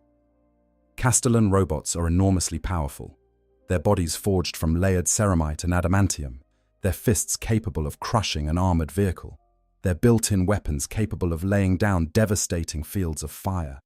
But they are also, by design, utterly mindless. They will follow their programming exactly, without hesitation, without creativity, without the ability to adapt to unexpected situations unless a datasmith is present to load new instructions. This is not a flaw. It is a feature. The Mechanicus learned its lesson from the men of iron. Machines that can think for themselves are machines that can decide to stop obeying. Machines that follow programming are machines that can be trusted. Or at least, that is what the Mechanicus tells itself. There are also the Imperial Knights, towering war walkers that stand between the scale of a Space Marine dreadnought and a full-sized Titan. Many knight houses have ancient pacts of allegiance with the Adeptus Mechanicus, their traditions intertwined with those of the cult over millennia of shared history. These knight houses, collectively known as Questa Mechanicus, fight alongside the Mechanicus in its wars. Their pilots connected to their steeds through neural interfaces called Thrones Mechanicum that function similarly to the manifold connections used by Titan princeps. The relationship between the Mechanicus and its allied knight houses is complex, political, and occasionally contentious, but it adds yet another layer of military capability to an organization that is already one of the most powerful fighting forces in the galaxy. And then there are the servitors. If the Skitarii represent the pinnacle of what the Mechanicus can achieve by augmenting a willing human volunteer, servitors represent the other end of the spectrum. They are what happens when the Mechanicus decides that a human being's usefulness lies not in their mind, not in their skills, not in their faith, but simply in the raw material of their body. A servitor is a lobotomized human being whose higher brain functions have been surgically removed and replaced with simple programming circuits that allow them to perform specific tasks. Their bodies are augmented with cybernetic enhancements tailored to their intended function. Heavy weapons for combat servitors, lifting equipment for labor servitors, medical instruments for medici servitors, and so on. They are, in the most literal possible sense, machines made from human parts. They have no will, no personality, no capacity for independent thought. They follow orders and perform tasks with mechanical precision, and when they break down, they are repaired, or, if repair is not feasible, recycled for parts. The creation of servitors raises what might be, in any other setting, an enormous ethical question. Because the raw material for servitors has to come from somewhere, and that somewhere is the human population of the Imperium.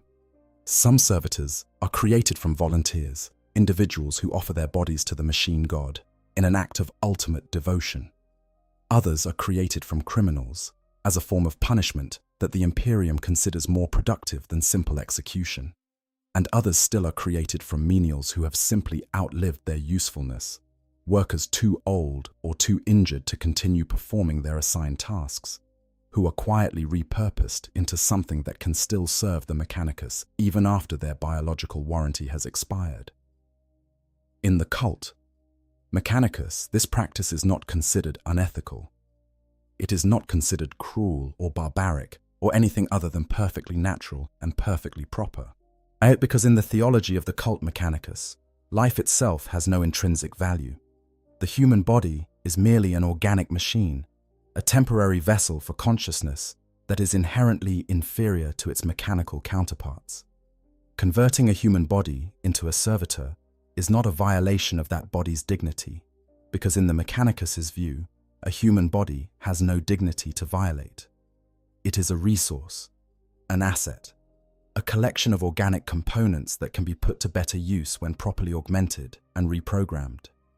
This is one of the darkest aspects of the cult Mechanicus, and it is one that even many loyal servants of the Imperium find difficult to stomach.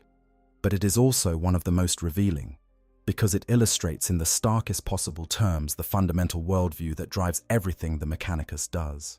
And to the cult Mechanicus, the machine is always superior to the flesh. Always. Without exception.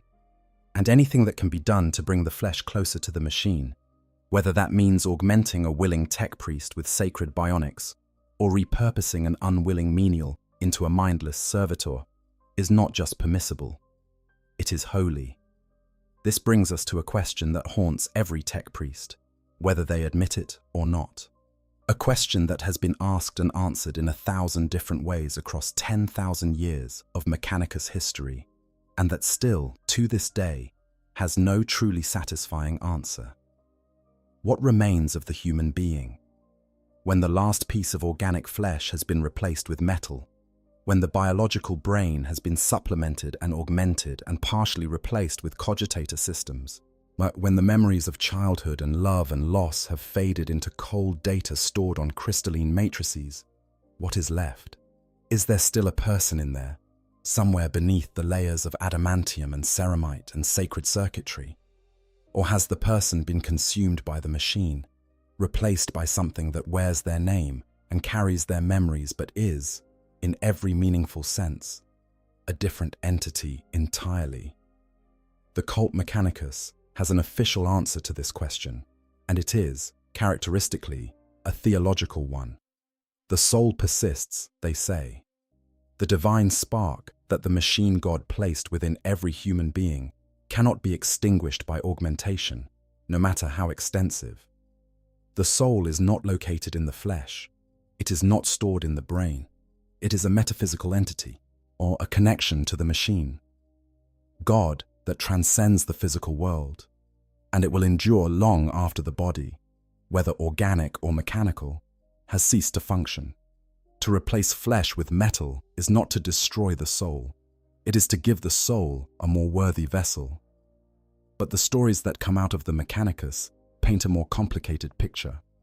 Tech priests who have undergone extensive augmentation often report a growing sense of detachment from the world around them. Emotions fade. Connections with other people become difficult to maintain. Memories of the time before the augmentations become hazy and indistinct, replaced by the perfect but cold records stored in their mechanical memory banks. The humor drains out of their interactions, the warmth out of their relationships, the color out of their experience of the world, until everything is reduced to data and function and the ceaseless mechanical pursuit of efficiency. Is this what the machine god intended? Is this the natural and proper result of ascending toward mechanical perfection? Or is it a loss, a tragedy, a slow death of the human spirit measured out in increments of metal and wire? The answer, of course, depends on who you ask. And in the Mechanicus, there are as many answers as there are tech priests to give them. But one thing is certain. The path of the tech priest, once begun, does not end. It goes on and on, decade after decade, century after century, each awakening, bringing a little more metal and a little less flesh, each augmentation carrying the tech priest a step further from the human being they once were, and a step closer to the mechanical ideal they aspire to become. As some walk this path willingly, eagerly, driven by a faith so absolute that they cannot imagine anything better than the complete surrender of their biological selves to the embrace of the machine. Others walk it reluctantly, haunted by the things they have lost, the memories that have faded, the faces they can no longer remember, and the voices they can no longer hear. And somewhere at the end of this path, at the theoretical terminus that no living tech priest has ever actually reached, lies the ultimate destination, the state of perfect mechanical existence, the complete transcendence of flesh, the final union with the machine god. No one knows what this state would actually look like because no one has ever achieved it. The most extensively augmented tech priests in the Mechanicus still retain some organic components. Even if those components are little more than a small cluster of neurons kept alive in a nutrient bath, deep within an otherwise entirely mechanical body.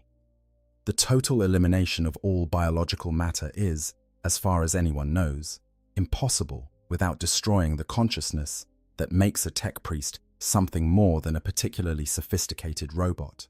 And yet the pursuit continues. The aspiration persists. Because in the cult, Mechanicus, the journey is the point. The endless striving toward an ideal that can never quite be reached is, in itself, an act of worship, a prayer that is never completed, a hymn that never resolves. Now let us step back from the philosophical and talk about some of the individuals who have walked this path. Because the Adeptus Mechanicus is not just an institution, it is a collection of people, or at least of beings who were once people. And some of those beings have had a profound impact on the history of the Imperium. Perhaps the most famous tech priest alive today is Archmagos Dominus Belisarius Call, a figure of enormous controversy and even greater importance. Call has been alive for over 10,000 years. His lifespan extended by technologies so advanced that even most of his fellow tech priests do not fully understand them. He was present at the founding of the Imperium. He witnessed the Horus heresy. And in the 10 millennia since those cataclysmic events, he has been quietly, relentlessly, and sometimes heretically working on projects that would eventually reshape the entire Imperium. Call's most significant achievement is the creation of the Primaris Space Marines. It's a new and improved generation of genetically enhanced warriors that he developed over 10,000 years of research and experimentation. This accomplishment alone would be enough to secure his place in Imperial history, but it is also the source of much of the controversy that surrounds him. Because the creation of the Primaris required Call to work with technologies and knowledge that many within the Mechanicus consider dangerously close to tech heresy. He modified the Emperor's own work, the sacred genetic template of the original Space Marines, which is tantamount to blasphemy in the eyes of some. And his willingness to innovate, to push boundaries, to experiment in ways that his more conservative colleagues consider reckless and dangerous, has made him both the most valuable and the most suspect tech priest in the Imperium. Call represents a particular strain of thought within the Mechanicus, a minority faction that believes the prohibition against innovation is holding humanity back, that the dogmatic adherence to ancient rituals and established procedures is not just unnecessary, but actively harmful. He argues that the machine god gave humanity the gift of intelligence precisely so that they could use it, and that to refuse to innovate is to reject the machine god's most precious gift. This position puts him at odds with the overwhelming majority of his peers, who regard innovation as the first step on the road to heresy, and see Call's methods as dangerously reminiscent of the dark Mechanicum's anything-goes approach to research. Whether Call is a visionary genius or a dangerous heretic is a question that will probably not be answered in our lifetimes, or in the lifetimes of anyone currently living in the Imperium. But his existence illustrates an important truth about the Adeptus Mechanicus, which is that for all its emphasis on conformity and ritual and dogmatic obedience to established protocols, the Mechanicus is not immune to change. It evolves, slowly, reluctantly, and almost always in response to existential threat rather than genuine curiosity, but it evolves. And individuals like Cole are the agents of that evolution, pushing the boundaries of what is acceptable, challenging the assumptions of their peers, and in doing so, keeping the Mechanicus from calcifying into a truly dead institution, incapable of adapting to the ever-changing threats that surround it. Then there is Arkan Land, the techno-archaeologist we mentioned earlier, whose discoveries in the Librarius Omnis beneath Mars gave the Imperium the Land Raider, the Land Speeder, and the Onager Dune Crawler.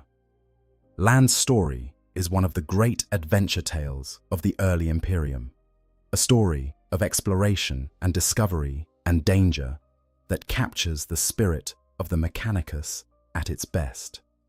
Here was a man driven by an insatiable curiosity, a burning desire to know what lay hidden beneath the surface of Mars, who risked his life delving into catacombs that had been sealed for millennia, facing traps and automated defense systems, and the simple physical danger of exploring unmapped underground spaces that could collapse at any moment.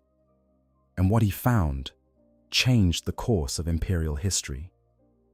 Land's story also illustrates the Mechanicus's relationship with its own past. The technologies he discovered were not new inventions. They were remnants of an earlier, greater civilization that had been lost to time and catastrophe. Land did not create the Land Raider. He found it. He dug it up out of the archaeological record and presented it to a society that had forgotten how to build such things on its own.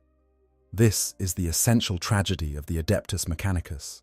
They are the custodians of humanity's technological heritage, the keepers of the flame of knowledge, but the flame has been dwindling for 10,000 years, and most of what they do is not advance human understanding, but merely try to prevent it from retreating any further.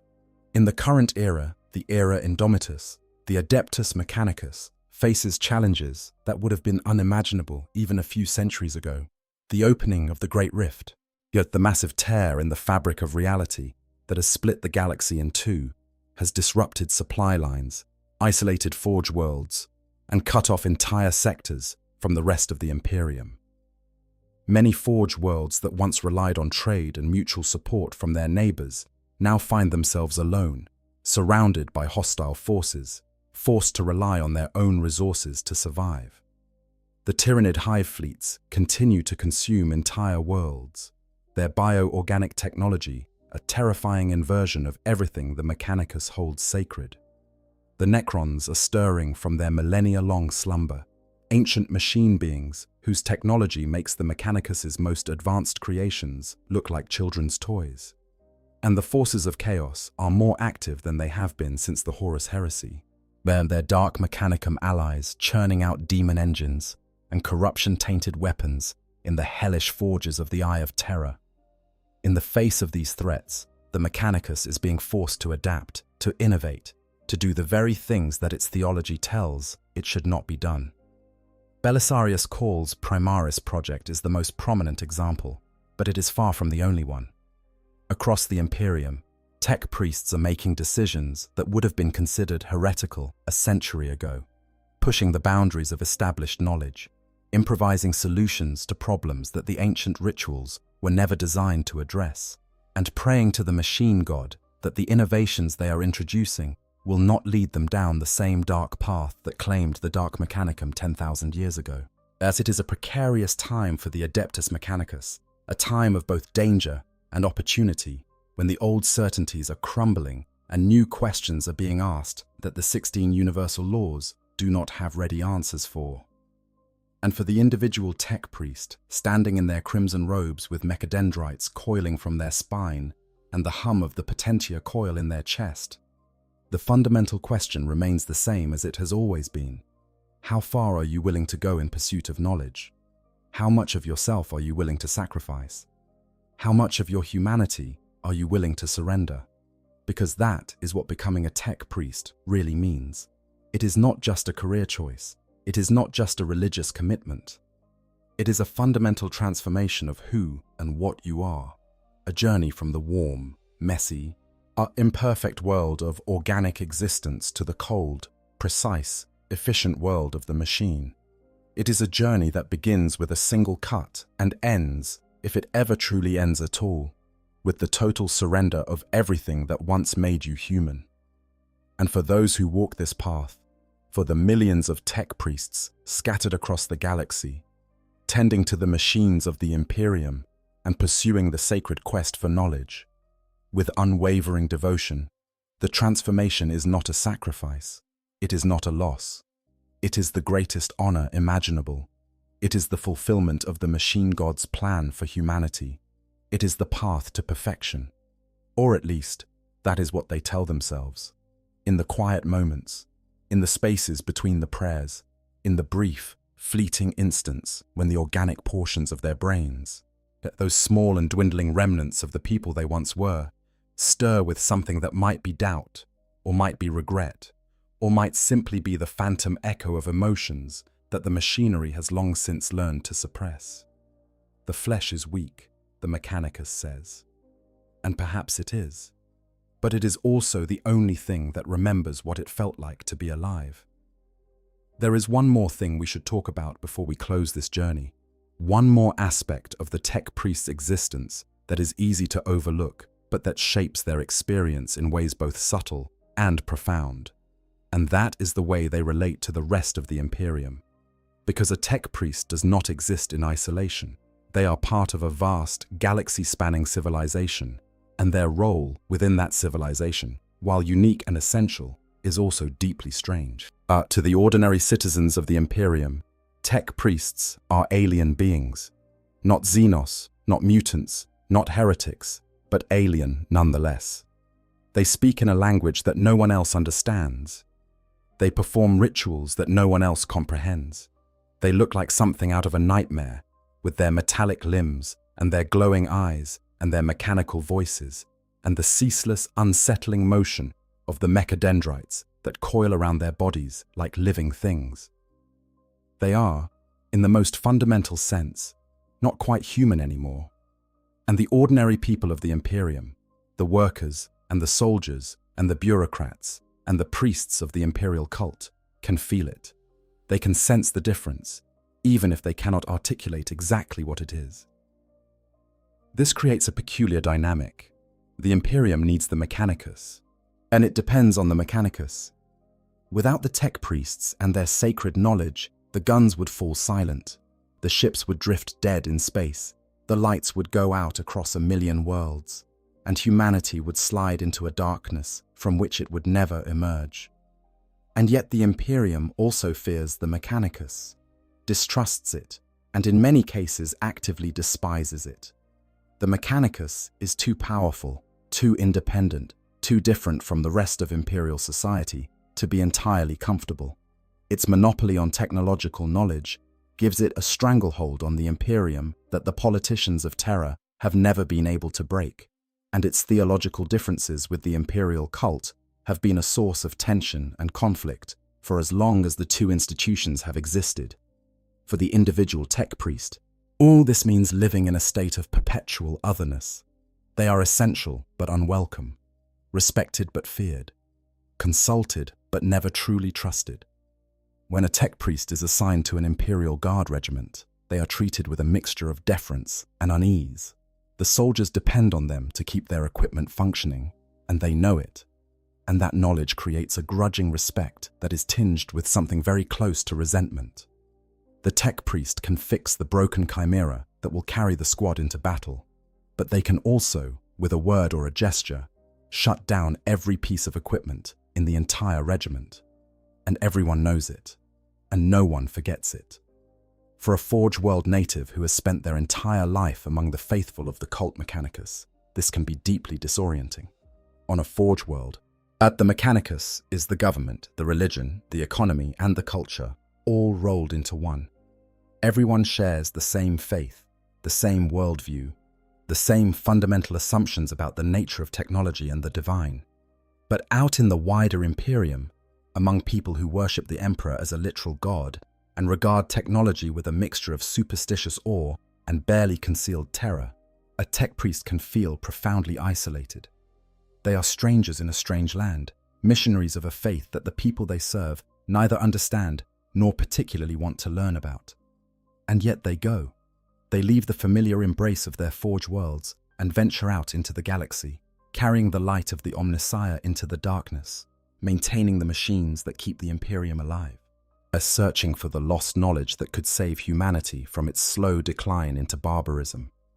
They do this not because they are ordered to, though they are, and not because they enjoy it, though some of them do, but because it is their sacred duty. It is what the machine god requires of them. It is the purpose for which they were created, or rather, for which they have recreated themselves. And here, at last, we arrive at the heart of what it means to become a tech priest. Not the augmentations, though those are central to the experience. Not the theology, though that provides the framework. Not the politics, or the military power, or the eternal quest for knowledge, though all of these are important. What it truly means to become a tech priest is to make a choice. A choice to surrender the comfortable certainties of organic existence for the cold, precise, endlessly demanding world of the machine. A choice to prioritize knowledge over comfort, faith over feeling, duty over desire. A choice to become something other than human, something that the Mechanicus believes is better than human, even if the rest of the galaxy is not always so sure. It is a choice that millions of individuals have made across the span of 10,000 years, from the smoke-choked manufactoria of obscure forge worlds to the gilded halls of the greatest archives on Mars. Each of them walked the same path, from flesh to metal, from ignorance to understanding, from the ordinary to the extraordinary. Each of them gave up something precious, something irreplaceable, something that can never be recovered once it is gone. And each of them, in their own way, found something else to take its place.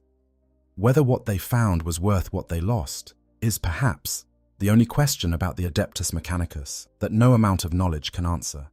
It is a question of faith, in the truest and deepest sense of the word. And for the tech priests, faith is all they have. Faith in the machine god, faith in the Omnissiah, faith in the sacred perfection of the machine, and faith, most of all, in the promise that somewhere at the end of this long and painful road, there is something waiting for them that makes all the sacrifice worthwhile. In the grim darkness of the far future, where there is only war and the laughter of thirsting gods, and the slow, grinding decay of everything humanity once built, the Adeptus Mechanicus offers something rare and precious. And it offers a path, a direction, a purpose that transcends the merely mortal and reaches towards something eternal. Not comfortable, not easy, not even, by most people's standards, sane, but real, tangible, anchored in the bedrock of faith and the cold certainty of steel. To become a tech priest is to walk that path. It is to embrace the machine and surrender the flesh. It is to seek knowledge in all its forms at any cost, and to hold that knowledge sacred above all other things. It is to believe with every fiber of your being, whether that fiber is organic or metallic, that the universe is a puzzle and that the machine god holds the key. And for those who have the faith and the courage and the willingness to endure the transformation that the path demands, the rewards are not measured in comfort or pleasure or human connection, but they are measured in understanding, in knowledge, in the slow, steady accumulation of truths that bring the faithful ever closer to the divine. The Omnissiah protects, the machine god provides. And the quest for knowledge goes on, as it has for 10,000 years, and will continue for 10,000 more. The journey from flesh to metal is long.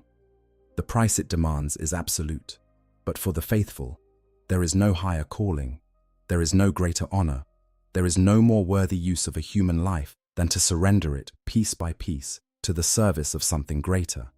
And that, in the end, is what it means to become a tech priest. If you enjoyed this exploration of the Adeptus Mechanicus and the path of the tech priest, please consider subscribing to the channel and hitting the like button. It really does help more than you might think, and it lets me know that you want to hear more stories from the far future. Leave a comment below telling me which aspect of the Mechanicus you find most fascinating, or which tech priest specialization you would choose if you were born on a Forge world. I read every comment, and your suggestions help me decide what topics to cover next.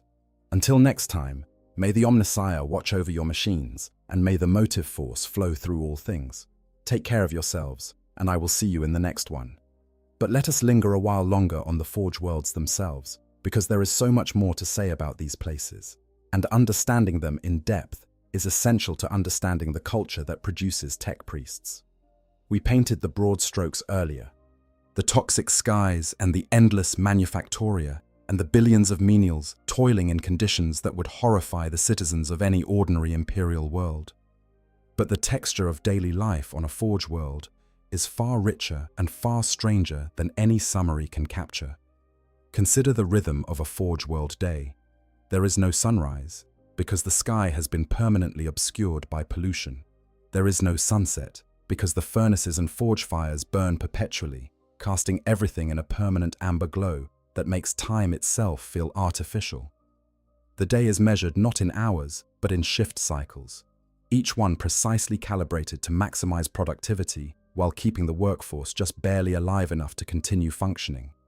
A menial on a Forge world typically works between 16 and 20 hours out of every standard 24-hour cycle, with brief rest periods allocated not for the menial's benefit, but for the benefit of the machines they operate, which require periodic cooling and maintenance that happens to coincide with the biological limitations of their operators.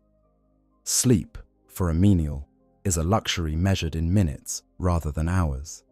The hab blocks where they live are stacked dozens of levels deep, each level containing rows of sleeping pods, barely large enough for a human body, heated by the waste energy from the manufactoria below, and lit by the pale greenish glow of bioluminescent fungi that grow in the constant humidity. There is no privacy. There is no personal space. Oh, there are no possessions beyond the coveralls you wear and the rebreather mask you cannot survive without. Every aspect of a menial's life is regulated by the Mechanicus, from the nutrient paste dispensed at feeding stations at precise intervals, to the antibiotics and stimulants injected through automated med stations, positioned at the entrances to the work floors. And yet, there is a culture here. There is a society, crude and constrained and barely recognizable as such, but real. Menials form bonds with their work shift companions, share whispered stories during their brief rest periods, develop their own dialect-heavy version of Low Gothic, mixed with fragments of Binharic cant that they have picked up from overhearing the tech priests who oversee their labor. They have superstitions, are not about gods or spirits in the way that menials on other imperial worlds might, but about machines. They learn which furnaces run hot and which run cold. They know which pressing machines are gentle and which ones have a tendency to snatch fingers if you are not careful. They develop an instinctive feel for the rhythms of the machinery around them, an almost unconscious awareness of when something is running smoothly and when it is about to go wrong. It is this awareness, this intuitive connection with the machines, that the Mechanicus watches for. Because a menial who can sense that a press is about to malfunction before any diagnostic instrument has detected a problem is a menial who might have the spark of understanding, the spark of connection with the machine spirits, the spark that, if nurtured and developed, could one day grow into the full-blown communion with technology that defines a tech priest. When such a spark is identified, the menial is pulled from their work shift without explanation. One moment they are standing at their station, pulling a lever or feeding raw material into a hopper, and the next moment a pair of Skitarii soldiers is standing beside them, directing them to follow without offering any explanation. The menial's workmates watch them go with expressions that are difficult to read, a mix of envy and sympathy and fear, because being selected by the Mechanicus can mean many things, and not all of them are pleasant. The selected menial is taken to a different part of the Forge world, a section they have never seen before and may not have known existed. The corridors are cleaner here, the air less toxic, the light stronger and steadier. There are servitors everywhere, more servitors than the menial has ever seen in one place. their lobotomized bodies moving with mechanical precision as they perform tasks that the menial can barely comprehend. And there, waiting at the end of the corridor, is a tech priest. This is the first real encounter most potential acolytes have with a tech priest up close, and it is an experience that few of them ever forget. The figure before them is barely recognizable as human. They are taller than a normal person, their body bulked out by the cybermantle and the augmetic systems integrated into their frame. Their face, if it is still visible beneath the rebreather mask, and the optical sensors and the cranial circuitry, is a patchwork of flesh and metal, as the organic portions pale and drawn from years of living in artificial environments. Their voice, when they speak, is a synthesized monotone, the words formed not by vocal cords, but by a vox emitter embedded in their throat. And from their back, coiling and uncoiling with a lazy, almost serpentine motion, extend the mechadendrites, those mechanical tentacles that are the most iconic symbol of the tech priest's calling. The assessment that follows is thorough and impersonal. The potential acolyte is subjected to a battery of tests, both physical and mental, designed to evaluate their suitability for induction into the cult mechanicus. Their cognitive abilities are measured through increasingly complex puzzles and logic problems. Yes, their mechanical aptitude is tested by presenting them with progressively more sophisticated devices and asking them to identify and correct faults. Their physical resilience is evaluated through exposure to toxins, temperature extremes, and other environmental stresses that a tech priest would routinely encounter in the course of their duties. And their psychological profile is assessed through methods that the mechanicus does not share with outsiders, but which are rumored to include direct neural scanning. Those who pass the assessment are inducted. Those who fail are returned to their work shifts, sometimes with memory modifications that prevent them from disclosing what they experienced. And those who fall into a grey area, individuals who show some potential but not enough to justify full induction, Aenis may be offered alternative paths of service. Some are assigned to the Scitarii, where their limited connection with machinery can be put to use on the battlefield. Others are trained as lower-ranking technomats or fabricators minoris, given enough knowledge to perform specific tasks, but never admitted to the full mysteries of the cult. For those who are inducted, the transition from menial to acolyte is abrupt and disorienting. Everything they knew, everything they were, is stripped away. Their name is replaced with a designation. Their coveralls are replaced with the rust-red robes of the cult mechanicus, a color that represents the oxidized surface of Mars, the holiest of all forge worlds. Their old life is gone forever. Mars replaced by something that is simultaneously more demanding and more rewarding than anything they have ever experienced.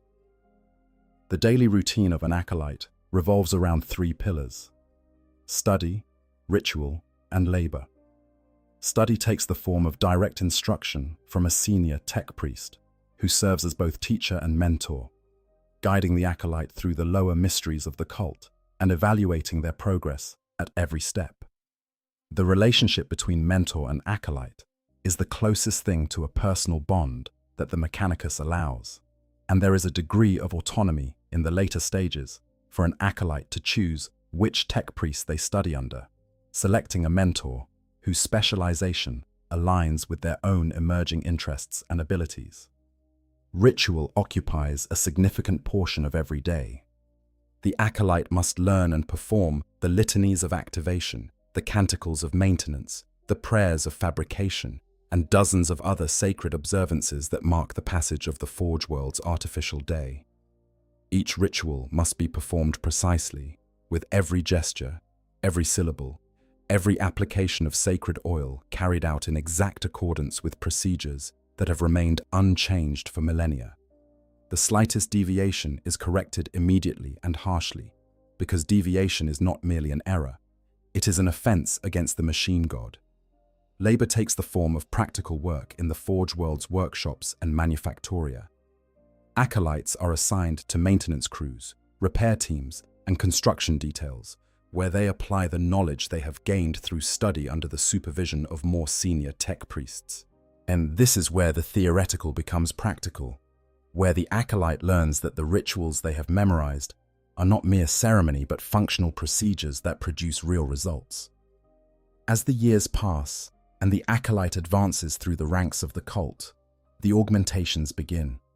We have already discussed the 7 initial implants in detail, but let us now consider the long trajectory of augmentation that follows those initial modifications.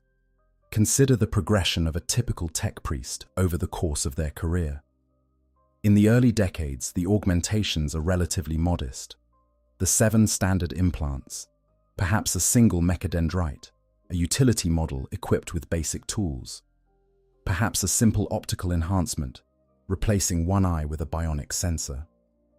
As the tech priest advances in rank and knowledge, the augmentations become more extensive and more specialized. Additional mechadendrites appear, more organic components are replaced with mechanical equivalents. The body changes shape, growing bulkier, as the cybermantle supports more and more external systems. Being able to coordinate more than one mechadendrite with true competence takes decades of discipline and training. The brain must create entirely new neural pathways to accommodate the additional limbs, and this process is neither quick nor painless.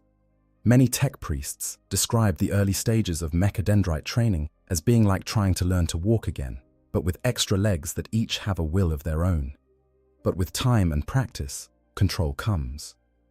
The neural pathways stabilize, the movements become smooth and precise. Let us spend some time now exploring the language of the Mechanicus, because it is a subject that reveals much about the way tech priests think and communicate.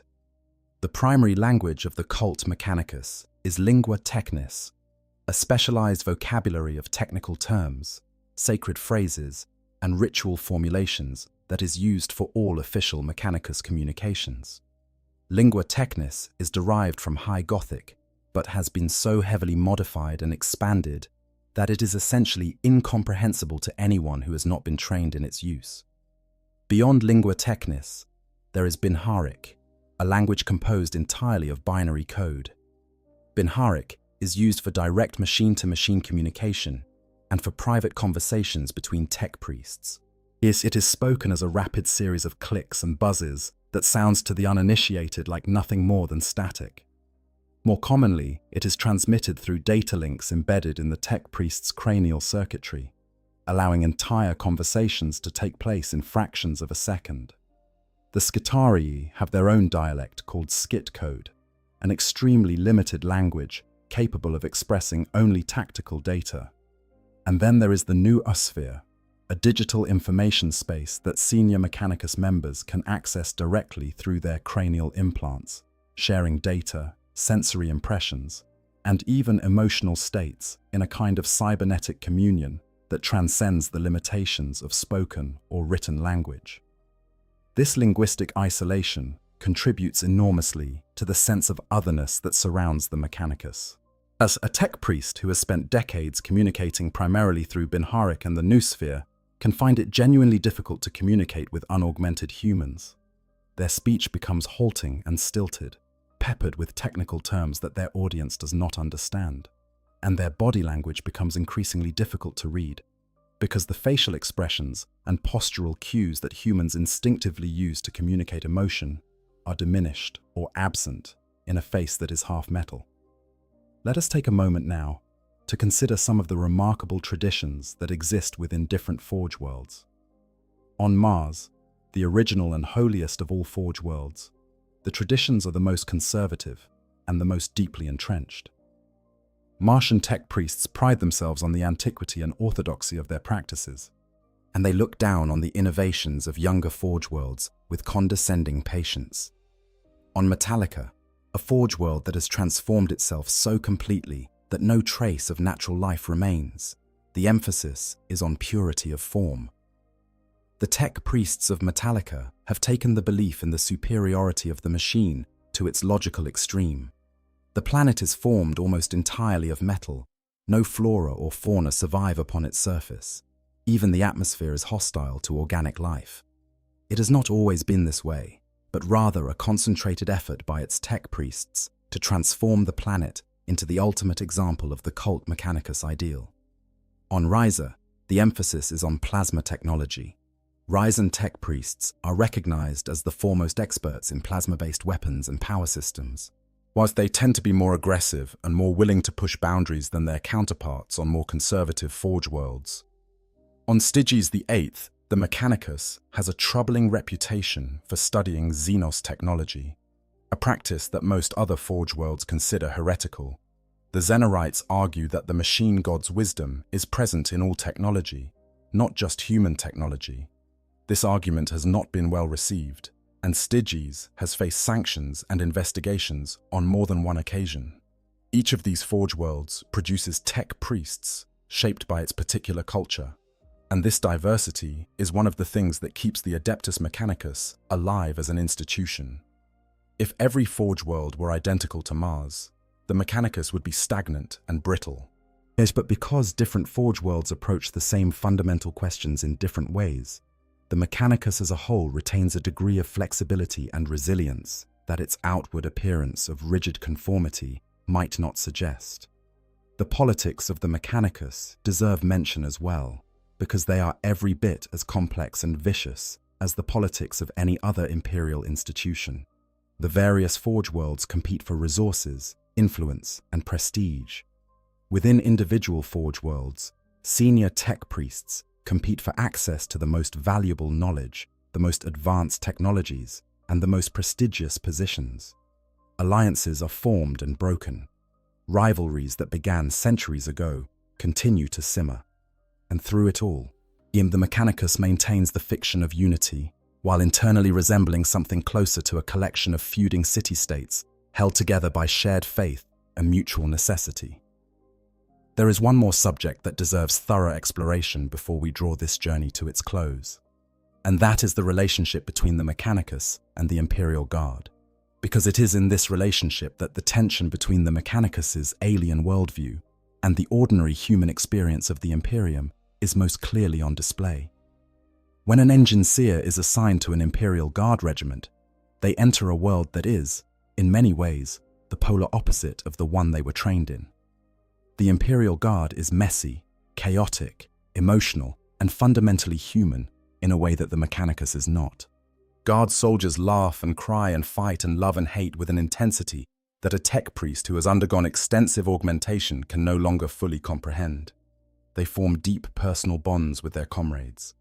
They grieve when those comrades die. They celebrate when they win and despair when they lose. They are, in short, everything that the Mechanicus has trained the tech priest not to be. For the engineer, this can be profoundly disorienting.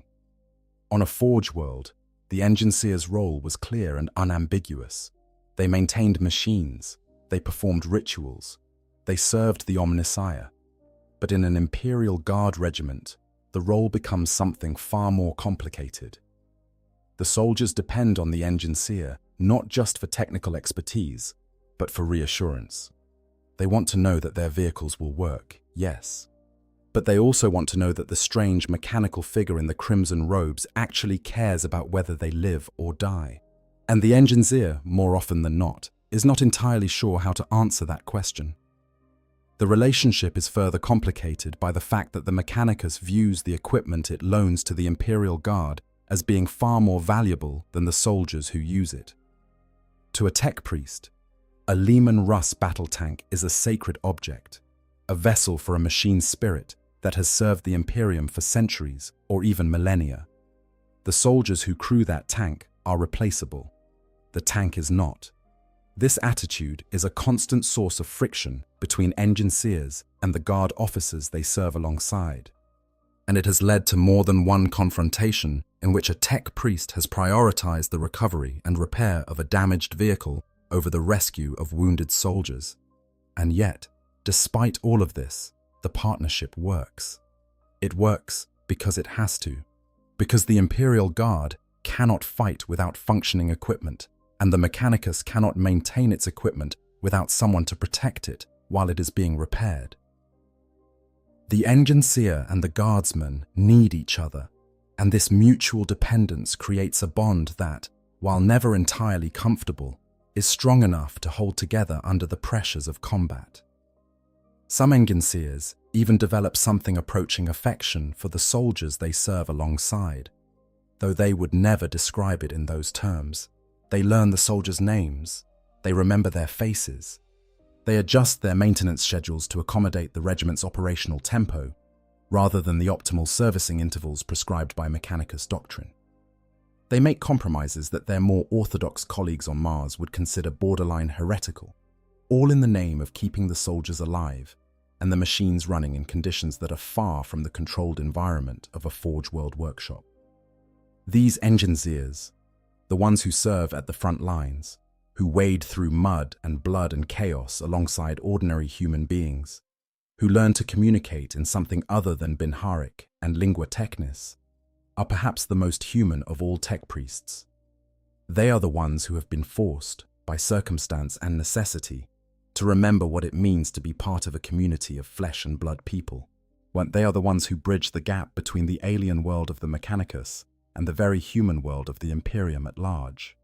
And in doing so, they offer a different answer to the question that haunts every tech priest's existence. The question of whether the transformation from flesh to metal must necessarily mean the loss of everything that makes a person human. Because these Enginseers, these tech priests of the trenches and the motor pools and the field repair stations, have found a way to be both. To be servants of the Omnissiah and members of a human community. To maintain their faith and their augmentations and their devotion to the machine, while also maintaining something that looks, sounds and feels very much like genuine human connection. It is not the answer that the cult Mechanicus would prefer, of course. It is too messy, too emotional, too dependent on the very human qualities that the Mechanicus considers weaknesses to be purged rather than virtues to be cultivated. But it is an answer, and in a galaxy as dark and as pitiless as the one that the Imperium inhabits, any answer that keeps the lights on and the guns firing and the people alive is an answer worth having. We have traveled a long road together, you and I. We have walked the soot-stained corridors of Forge Worlds and stood in the shadow of god machines that could crush a city beneath their feet. We have watched acolytes take their first faltering steps along the path of the Omnissiah and witnessed the slow, inexorable transformation of flesh into sacred metal. We have explored the theology of the cult Mechanicus, with its trinity of machine god, Omnissiah, and motive force, and we have delved into the mysteries of the 16 universal laws that govern every aspect of a tech priest's life. We have seen the military might of the Scutarii legions and the terrifying power of the Titan legions, and we have confronted the darkness of the Dark Mechanicum and the terrible temptation of tech heresy. And through it all, we have returned again and again to the same fundamental question. What does it mean to become a tech priest? What does it mean to walk the path from flesh to metal, from human to something that is, by any ordinary definition, no longer entirely human? What is gained and what is lost in that transformation? The cult Mechanicus has its answer, of course.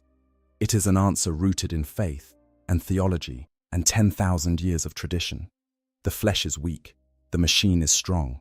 While the transformation from one to the other is not a loss, but an ascension, a movement toward the perfection that the machine god intended for all of humanity. To become a tech priest is to become more, not less, more capable, more durable, more efficient, more aligned with the divine plan that the machine god has laid out for the universe. But there is another answer, quieter and less certain, that whispers in the margins of the Mechanicus's official narratives. An answer that is hinted at in the stories of tech priests who pause just for a moment in the middle of performing the daily canticles of defragmentation and feel something stir in the organic portions of their brain that the machines cannot interpret. An answer that lives in the gap between the perfect recall of a memorance implant and the imperfect fading, but somehow more precious memories of the time before the augmentations. An answer that surfaces in the quiet moments, when the forge fires are banked low and the canticles are silent, and there is nothing in the air but the hum of the potentia coil and the distant rumble of the manufactoria, and the tech priest looks down at their hands, at the cold metal and the glowing circuits and the intricate mechanical joints that have replaced the warm, soft, imperfect flesh they were born with, and wonders. Just for a moment, just for the briefest flicker of time, so brief that the cranial circuitry barely registers it before the logical processes reassert themselves and the doubt is filed away in a subdirectory marked irrelevant. But it was there, and it was real, and it was human. And perhaps that is the most important thing about becoming a tech priest. Not the augmentations, though they are remarkable. Not the theology, though it is fascinating. Not the power or the knowledge or the ancient sacred mysteries of the cult mechanicus. But the fact that somewhere beneath all the metal and the wire and the sacred circuitry, somewhere in the deepest recesses of a brain that is more silicon than neuron, there is still a human being, changed, diminished, perhaps, buried beneath layers of mechanical perfection that were designed to make them obsolete, but still there, still aware, still capable of wondering, even if only for a moment, whether the path they have chosen was the right one. The machine. God does not answer such questions. The Omnissiah is silent on the matter. The motive force flows on, indifferent to the doubts of the beings it animates, and the tech priest, after their moment of reflection, returns to their work, returns to the rituals and the canticles and the endless, sacred labor of maintaining the machines that keep the Imperium alive, returns to the path they have chosen, the path from flesh to metal, the path from humanity to something else, something more, perhaps, or something less, or simply something different, something that the universe has never seen before and may never see again. A being of flesh and metal, of faith and logic, of humanity and machinery, walking the knife's edge between two worlds and belonging fully to neither. That is what it means to become a tech priest. And whether you find it inspiring or horrifying, beautiful or grotesque, the highest aspiration of the human spirit or its most profound betrayal, one thing is certain: it is never, ever boring. There is one more thing worth saying about the engineers who serve in the field, and it is something that speaks to a broader truth about the Mechanicus as a whole. The engineer who has spent years serving alongside an Imperial Guard regiment undergoes a kind of transformation that is entirely separate from, and in some ways more profound than, the physical augmentations they received on the Forge world. They develop what can only be described as a second education, an education in humanity, in the messy, complicated, gloriously irrational business of being a person among other people. This education is not formalized.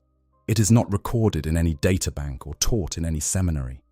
It happens slowly, gradually, through the accumulation of small moments. A shared joke that the engineer does not quite understand, but recognizes as significant. A soldier's hand placed briefly on the engineer's armored shoulder after a particularly difficult repair job. A gesture of gratitude that the engineer's sensors register as a slight increase in pressure, but that their remaining organic brain matter interprets as something far more meaningful. A whispered prayer from a dying guardsman, asking the engineer, of all people, to tell his family that he was brave. These moments add up. They accumulate like sediment in a river, building layer upon layer of experience that the engineer's augmented mind cannot quite process, but that their organic remnants refuse to discard. And over time, the engineer who entered the regiment as a cold, distant, but barely comprehensible figure becomes something else.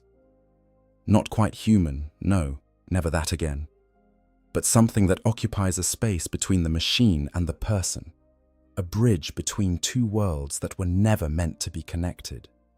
And perhaps that is the most accurate description of what a tech priest truly is in the end. Not a human who has become a machine, not a machine that was once human, but something in between, something that carries within itself the memory of both states of being and the potential for both. A bridge, a threshold, a living question mark embodied in flesh and metal and sacred circuitry, asking with every breath and every prayer and every swing of the omniscient axe the question that the machine god, in all its infinite wisdom, has never deigned to answer.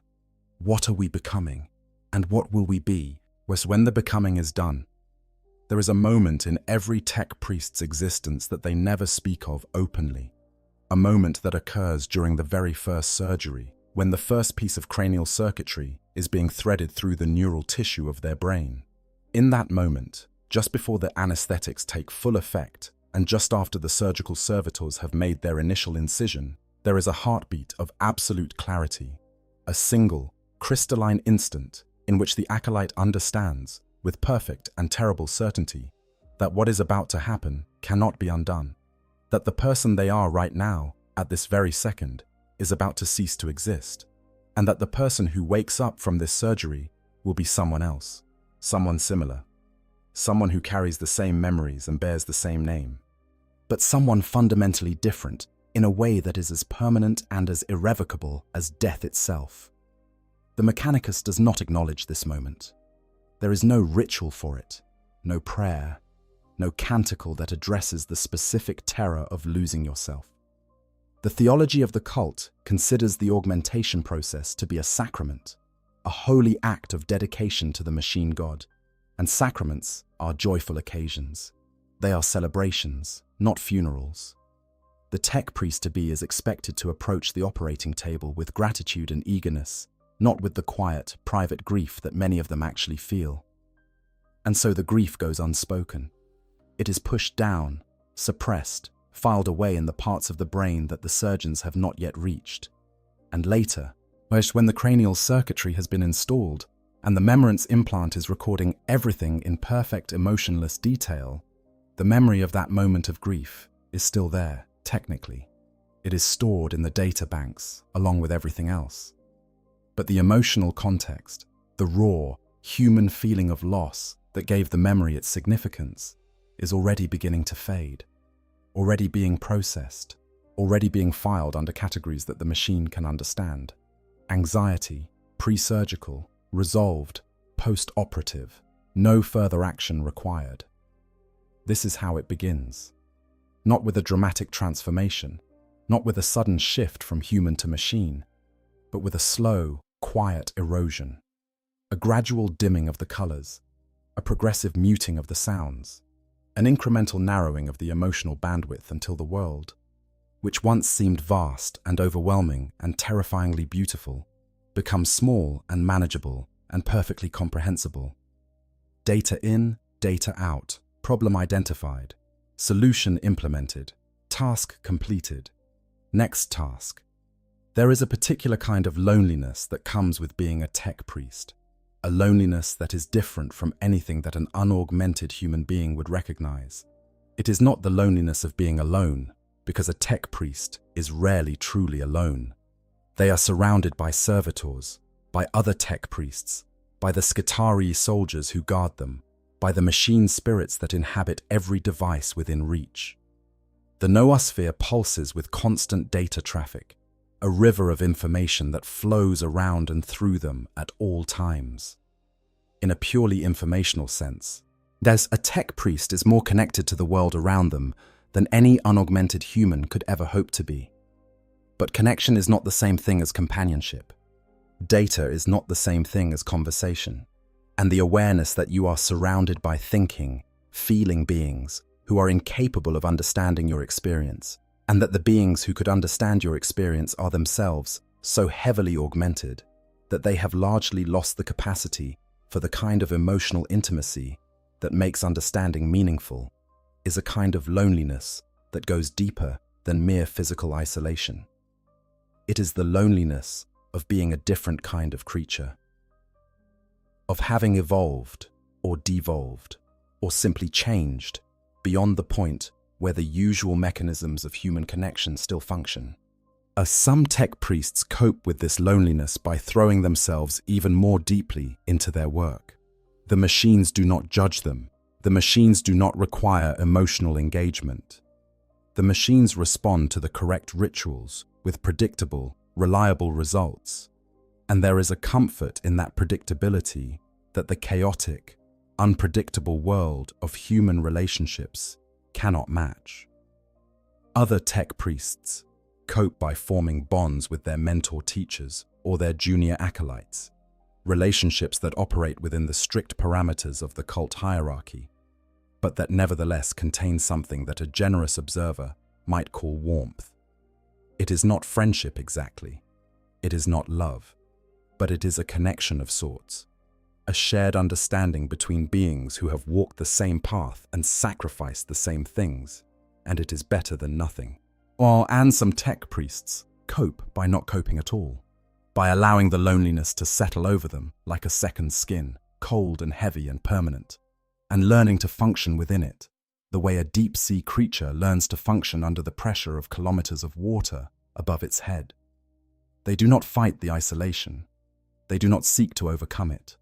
They simply accept it as another of the many prices that must be paid for the privilege of serving the machine god, and they pay it without complaint, because complaining would be irrational, and irrationality is a weakness of the flesh. This loneliness shapes the way tech priests interact with the world in ways that are not always obvious. Consider the way a tech priest approaches a new assignment. When an engineer is assigned to maintain the vehicles of an Imperial Guard regiment, the first thing they do is inspect the equipment, not the soldiers, not the officers, not the political dynamics or the morale situation or any of the other factors that a normal military advisor would consider. The equipment. Because the equipment is what the tech priest understands. The equipment is what the tech priest has been trained to care about. The equipment is the one thing in this alien, chaotic, overwhelmingly human environment that the tech priest can actually relate to. The soldiers notice this, of course. They notice that the new tech priest spent their first 3 hours on the base conducting a thorough inspection of every chimera in the motor pool, but has not yet introduced themselves to the commanding officer. They notice that the tech priest speaks to the tanks in a low, murmuring monotone, are running their mechadendrites over the armor plating with something that looks very much like tenderness, but barely makes eye contact with any of the humans who crew those tanks. They notice these things, and they draw the obvious conclusion, which is that the tech priest cares more about the machines than about them. And they are right. The tech priest does care more about the machines, but not for the reasons the soldiers think. It is not that the tech priest is heartless or arrogant or deliberately dismissive of human life. It is that the tech priest literally does not have the emotional architecture to engage with other human beings in the way that the soldiers expect. The parts of their brain that would normally generate empathy, warmth, social bonding, the instinctive desire to connect with other members of their species. These parts have been augmented, supplemented, and in some cases partially replaced with machinery that is designed for entirely different purposes. The tech priest is not choosing to ignore the soldiers. They are simply incapable of engaging with them on the level that the soldiers need. Over time, if the engineer is competent and the regiment is patient, a working relationship usually develops. The soldiers learn to accept the tech priest's quirks. They learn that the murmured prayers and the ritual applications of sacred oil are not mere eccentricity, but an essential part of the maintenance process. They learn that the tech priest's apparent indifference to their welfare is not personal, but structural, a consequence of a worldview that values machines over people, not out of malice, but out of deeply held religious conviction. And they learn, often to their surprise, that the tech priest does care about them in their own way. Not with the warm, emotionally rich caring that humans typically extend to their comrades, but with a cold, mechanical caring that expresses itself in actions rather than words. In making sure the Chimera's engine is perfectly tuned before a dangerous mission. In staying up all night to repair a damaged Lehman Russ when the regiment needs it operational by dawn. In standing over a wounded vehicle, mechadendrites flying, while shells burst around them, refusing to abandon the sacred machine, even when evacuation would be the rational choice. This is the kind of caring that a tech priest is capable of. It is not warm. It is not comforting. It would not win any awards for emotional intelligence. But it is real, and it is reliable. And in the brutal calculus of warfare, where the difference between life and death often comes down to whether your transport starts on the first try, it is worth more than all the heartfelt speeches and sympathetic embraces in the galaxy. Now, there is another dimension of tech priest existence that we have touched upon but not fully explored, and that is the role of the Omniscient axe and other sacred implements in the daily life and ritual practice of the ordained priest. We mentioned the axe earlier as a badge of office, but its significance runs much deeper than mere symbolism. The Omniscient axe is, first and foremost, a tool. Its blade, crackling with disruptive energy, is designed to cut through the toughest materials that a tech priest might encounter in the course of their work, and from the hardened hull of a damaged vehicle to the corrupted circuitry of a machine that has been tainted by chaos. It is a diagnostic instrument as well as a weapon, its energy field capable of detecting faults and irregularities in mechanical systems that would be invisible to conventional senses. And it is a key, literally and figuratively, to the sacred spaces and sealed systems that only an ordained tech priest has the authority to access. But the Omniscient axe is also a symbol. It represents the tech priest's covenant with the machine god, a covenant that can never be broken and that demands nothing less than total devotion. To carry the axe is to declare that you have dedicated your life, your body, and your consciousness to the service of the Omnissiah, or that you have surrendered the comfort and the companionship of organic existence for the cold, demanding, endlessly rewarding discipline of the machine, that you have accepted the responsibility of maintaining the technology upon which the Imperium depends, and that you will fulfill that responsibility until the last circuit in your body goes dark. The axe is presented to a tech priest during the ceremony of ordination, a ritual that is among the most sacred in the cult Mechanicus. The ceremony varies from Forge World to Forge World, but the essential elements are always the same. The acolyte kneels before a senior tech priest, usually their mentor, and recites the oath of the Omnissiah, a lengthy and complex prayer that commits them irrevocably to the service of the machine god. The mentor then places the axe in the acolyte's hands, or mechadendrites, as the case may be, and speaks the words of investiture that formally admit the acolyte to the ranks of the priesthood. From that moment forward, the new tech priest is never without their axe. They carry it at all times, even in environments where its use as a weapon would be unnecessary or inappropriate. They maintain it with the same meticulous care they devote to every other piece of sacred machinery, applying ritual oils to its blade, calibrating its energy field, and performing the daily prayers that keep its machine spirit contented and cooperative. And when the time comes for the tech priest to enter the eternal sleep, the axe is placed beside them in their final resting place, a testament to a life spent in service to the machine god and a promise that, even in death, the covenant endures. Beyond the axe, a tech priest's personal equipment varies enormously depending on their specialization and rank. An engineer in the field might carry nothing more than the axe, a las pistol for self-defense, and whatever mechadendrites they have been fitted with. A magos dominus going to war might be armed with eradication rays, phosphor serpenta, volkite blasters, and other exotic weapons whose function and operation are closely guarded secrets of the Mechanicus. A senior archmagos might travel with an entire retinue of servitors, each one carrying specialized equipment that the archmagos might need in the course of their research or their administrative duties. But every tech priest, regardless of their rank or specialization, carries one thing that is more important than any weapon or tool. They carry knowledge, encoded in their memorance implants, or stored in their cranial circuitry, burned into the very architecture of their augmented brains.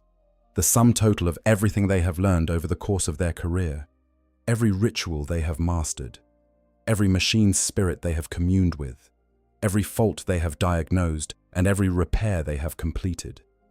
This knowledge is their true weapon, their true tool, their true contribution to the Imperium. And when a tech priest dies, this knowledge dies with them, unless they have had the foresight or the time to transmit it to an apprentice or record it in the archives of their forge world. This is one of the great tragedies of the Mechanicus, and one that the institution itself rarely acknowledges. When a tech priest falls in battle or succumbs to mechanical failure or simply reaches the end of their augmented lifespan, what the knowledge they carried is often lost forever. The rituals they had perfected over centuries, the intuitive understanding of machine spirits that no data transfer protocol can fully capture, the small, hard-won insights about how a particular piece of technology really works, as opposed to how the official manuals say it works. All of this is gone. And the Mechanicus, which claims to value knowledge above all things, has never found a way to prevent this loss. Oh, they try. They require their senior members to maintain detailed records of their research and discoveries. They encourage the mentor-acolyte relationship precisely because it facilitates the transmission of knowledge from one generation to the next. They archive everything, compulsively, obsessively, filling data vaults that stretch for kilometers beneath the surfaces of their forge worlds with information that no one may ever access again. But the most important knowledge, the kind that lives not in databanks, but in the connections between data points, the kind that emerges from decades of experience and cannot be reduced to binary code. This knowledge is inherently mortal. It lives in the organic portions of the brain, and when those portions finally fail, it dies.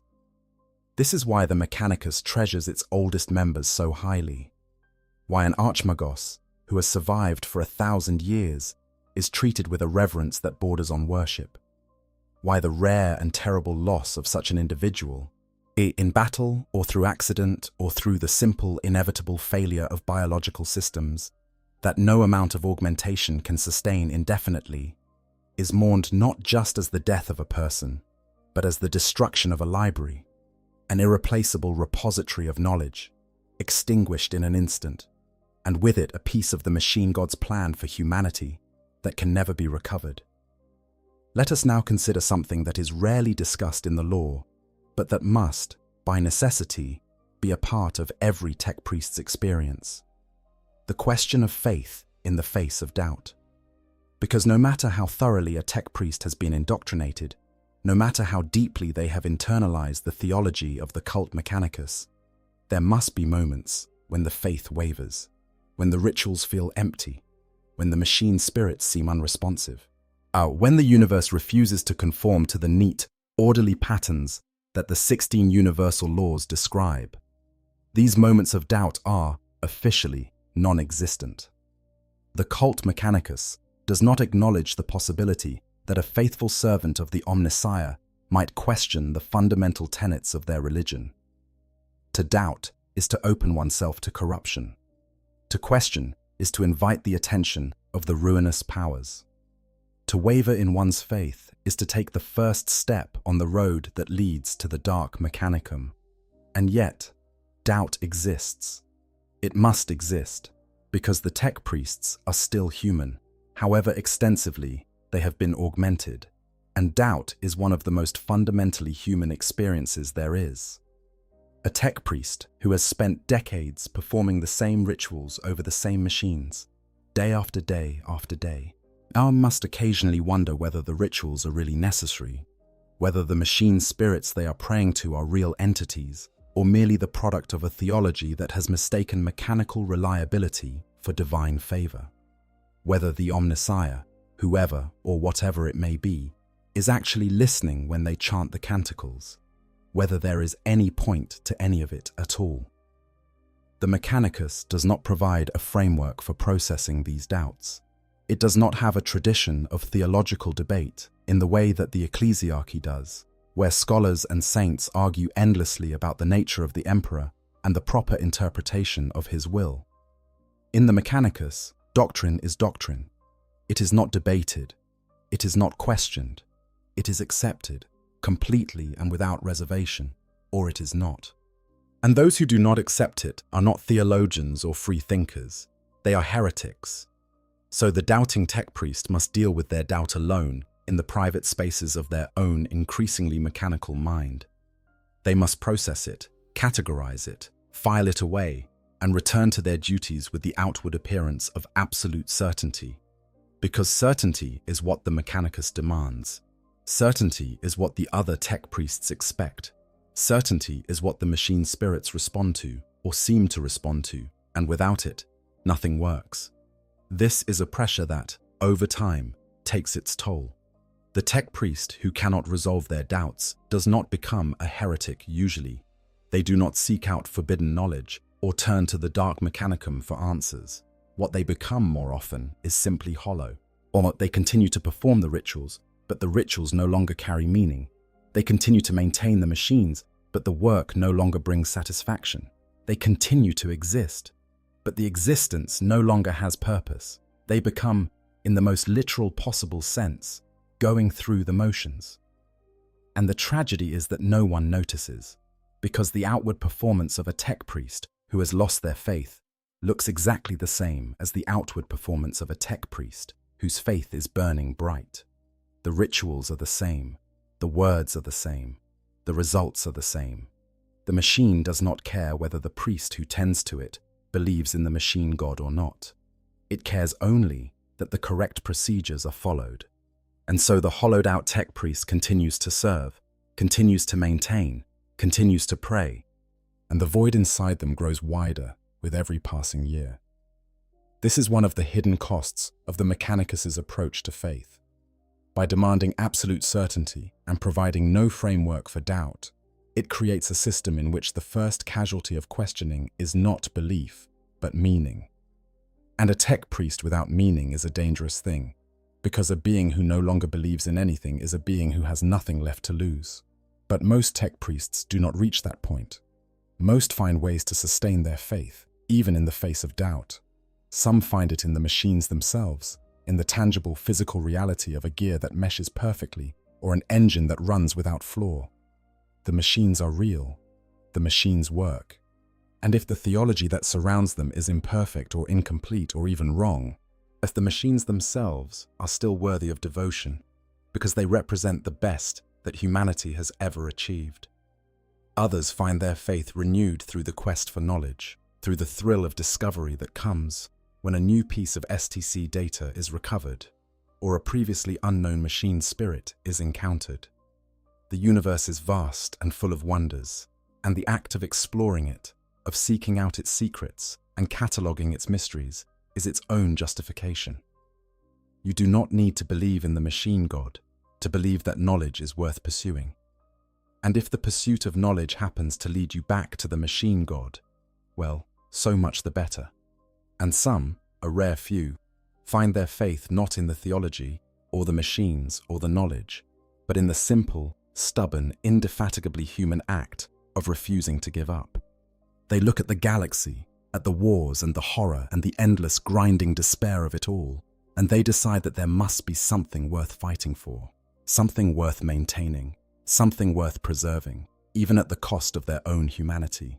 And they find that something not in the 16 universal laws, or the sacred trinity, or the canticles and the rituals, but in the faces of the people they serve, the soldiers who depend on them, the civilians who live and die by the functioning of the machines they maintain, the acolytes who look up to them with the wide-eyed wonder that they themselves once felt, before the augmentations dimmed it to a faint, barely perceptible glow.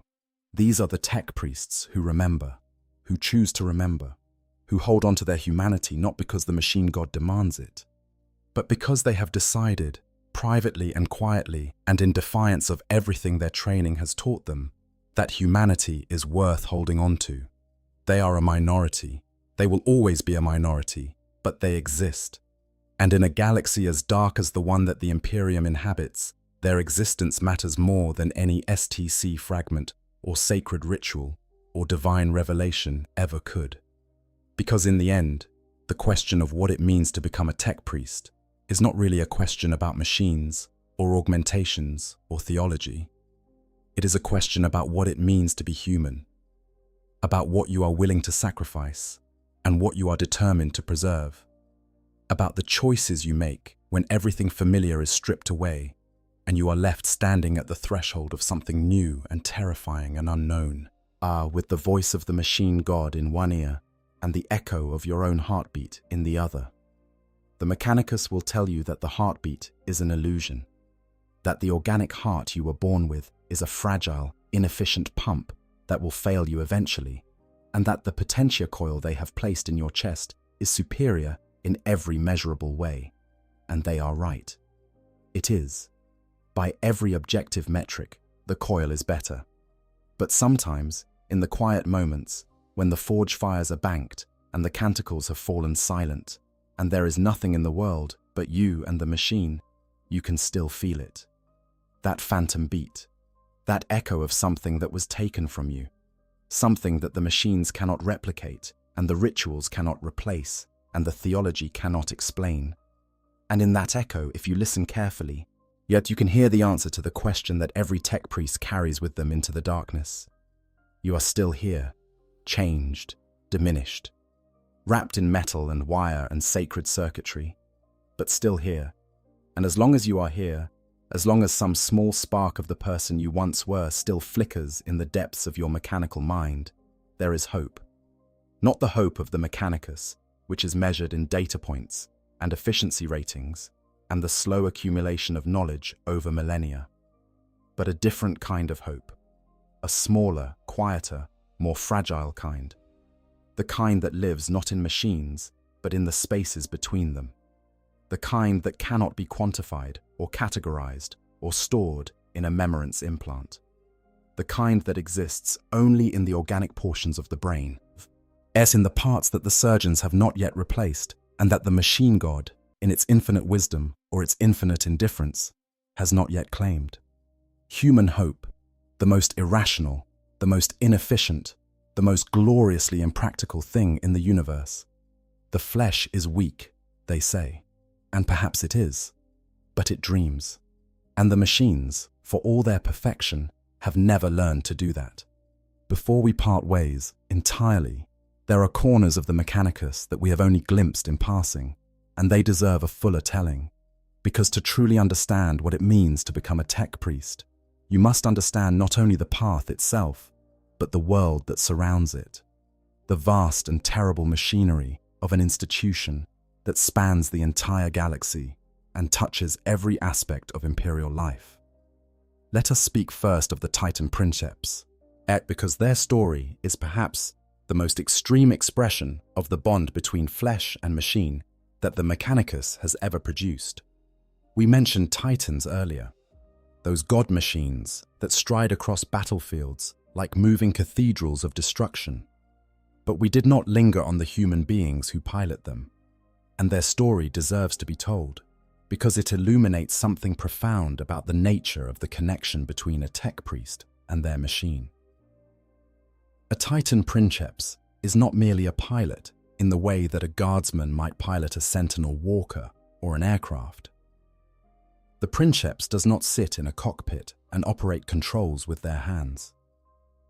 Instead, they are connected to the Titan through a device called a mind impulse unit, a neural interface that creates a direct link between the Princeps's consciousness and the Titan's machine spirit.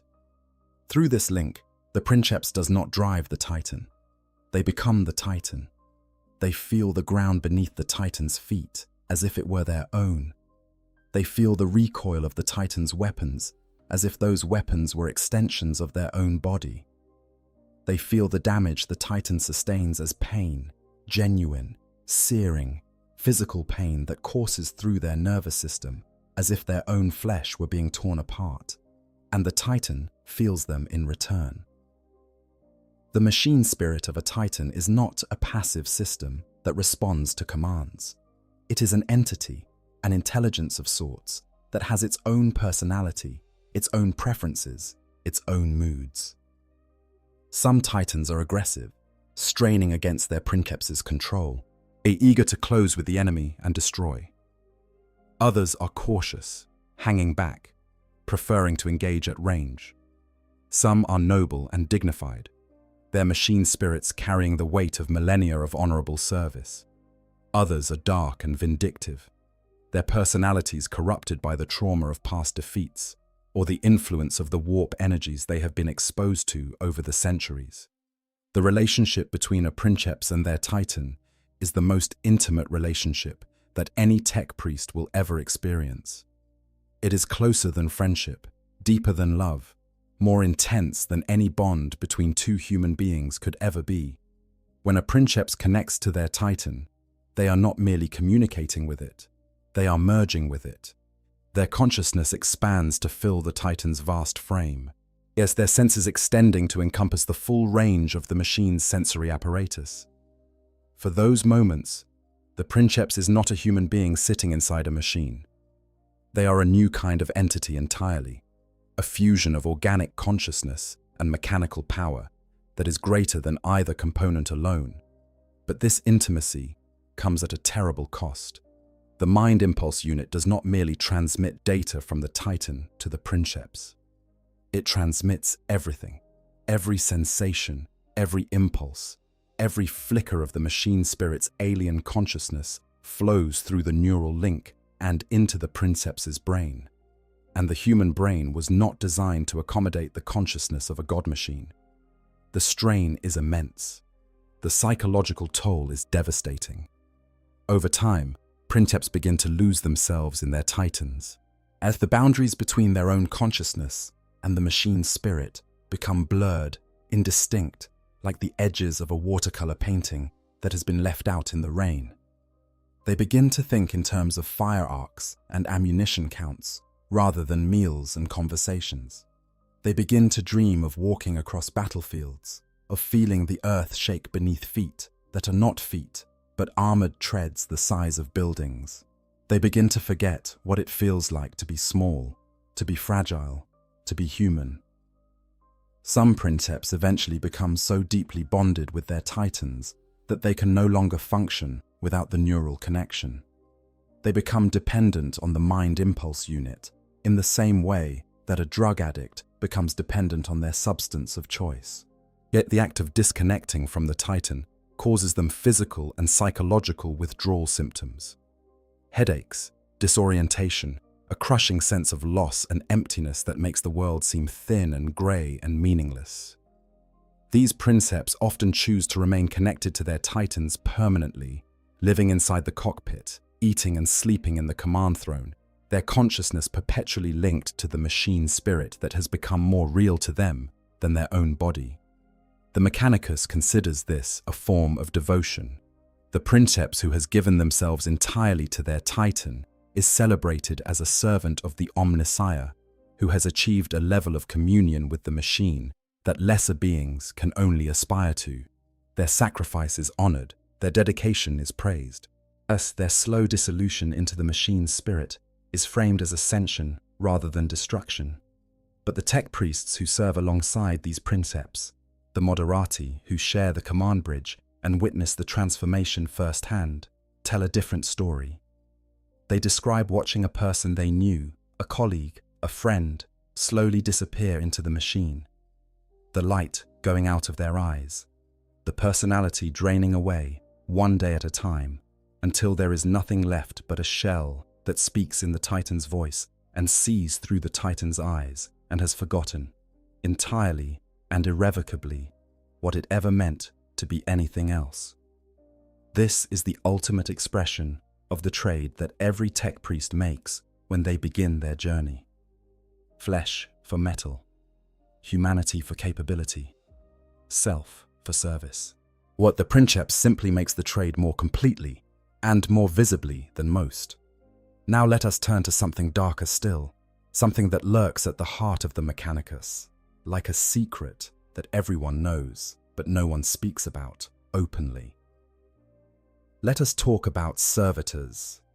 We mentioned servitors briefly earlier, those lobotomized human bodies fitted with mechanical components and programmed to perform specific tasks.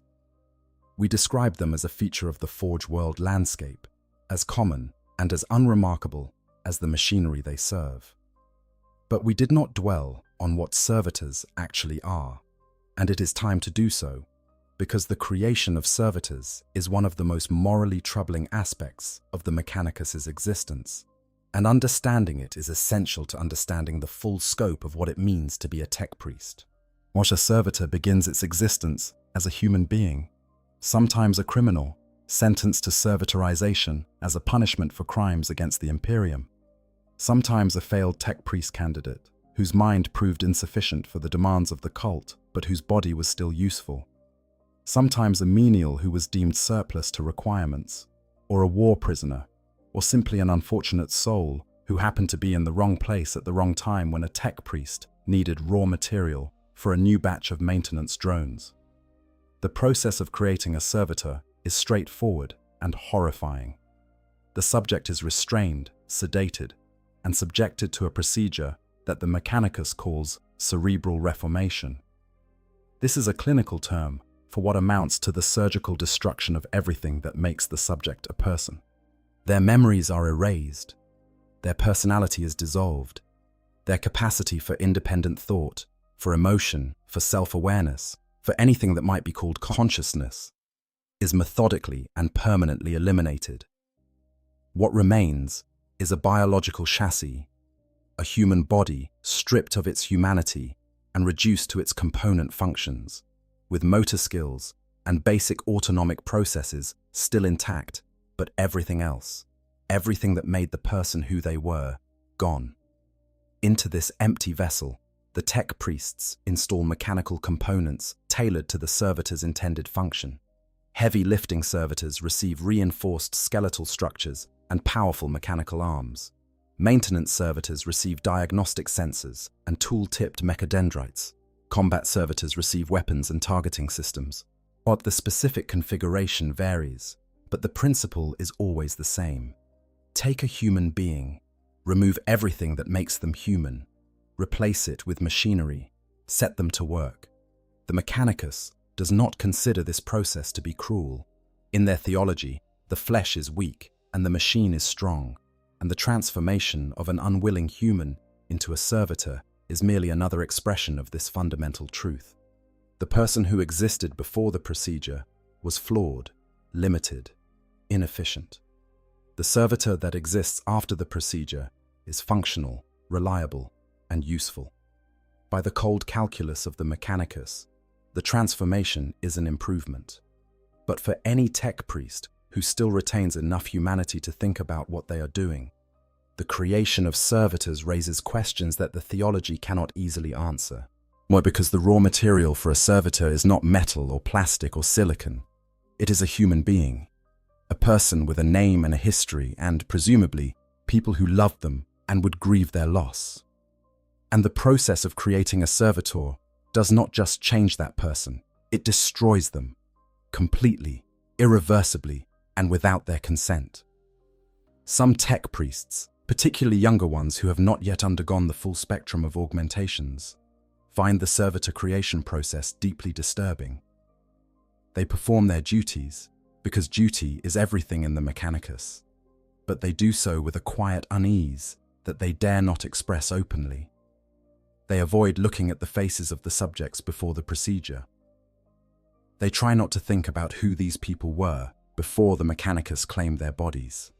They focus on the technical aspects of the work, the precise calibration of the neural scrubbers, the careful installation of the mechanical components, the meticulous testing of the finished product, and they push the moral questions to the back of their minds, where the augmentations can process them into something manageable. And over time, as the augmentations accumulate and the organic portions of the brain are supplemented and replaced, the unease fades. Not because the moral questions have been answered, but because the capacity to ask them has been diminished. The fully augmented tech priest looks at a servitor and sees not a violated human being, but a useful tool. A machine made of meat, performing its function as efficiently as any device made of metal and wire. The moral dimension of the servitor's existence is not debated or resolved. It is simply no longer relevant, no longer within the augmented mind's range of concern. This is perhaps the most chilling aspect of the tech priest's transformation.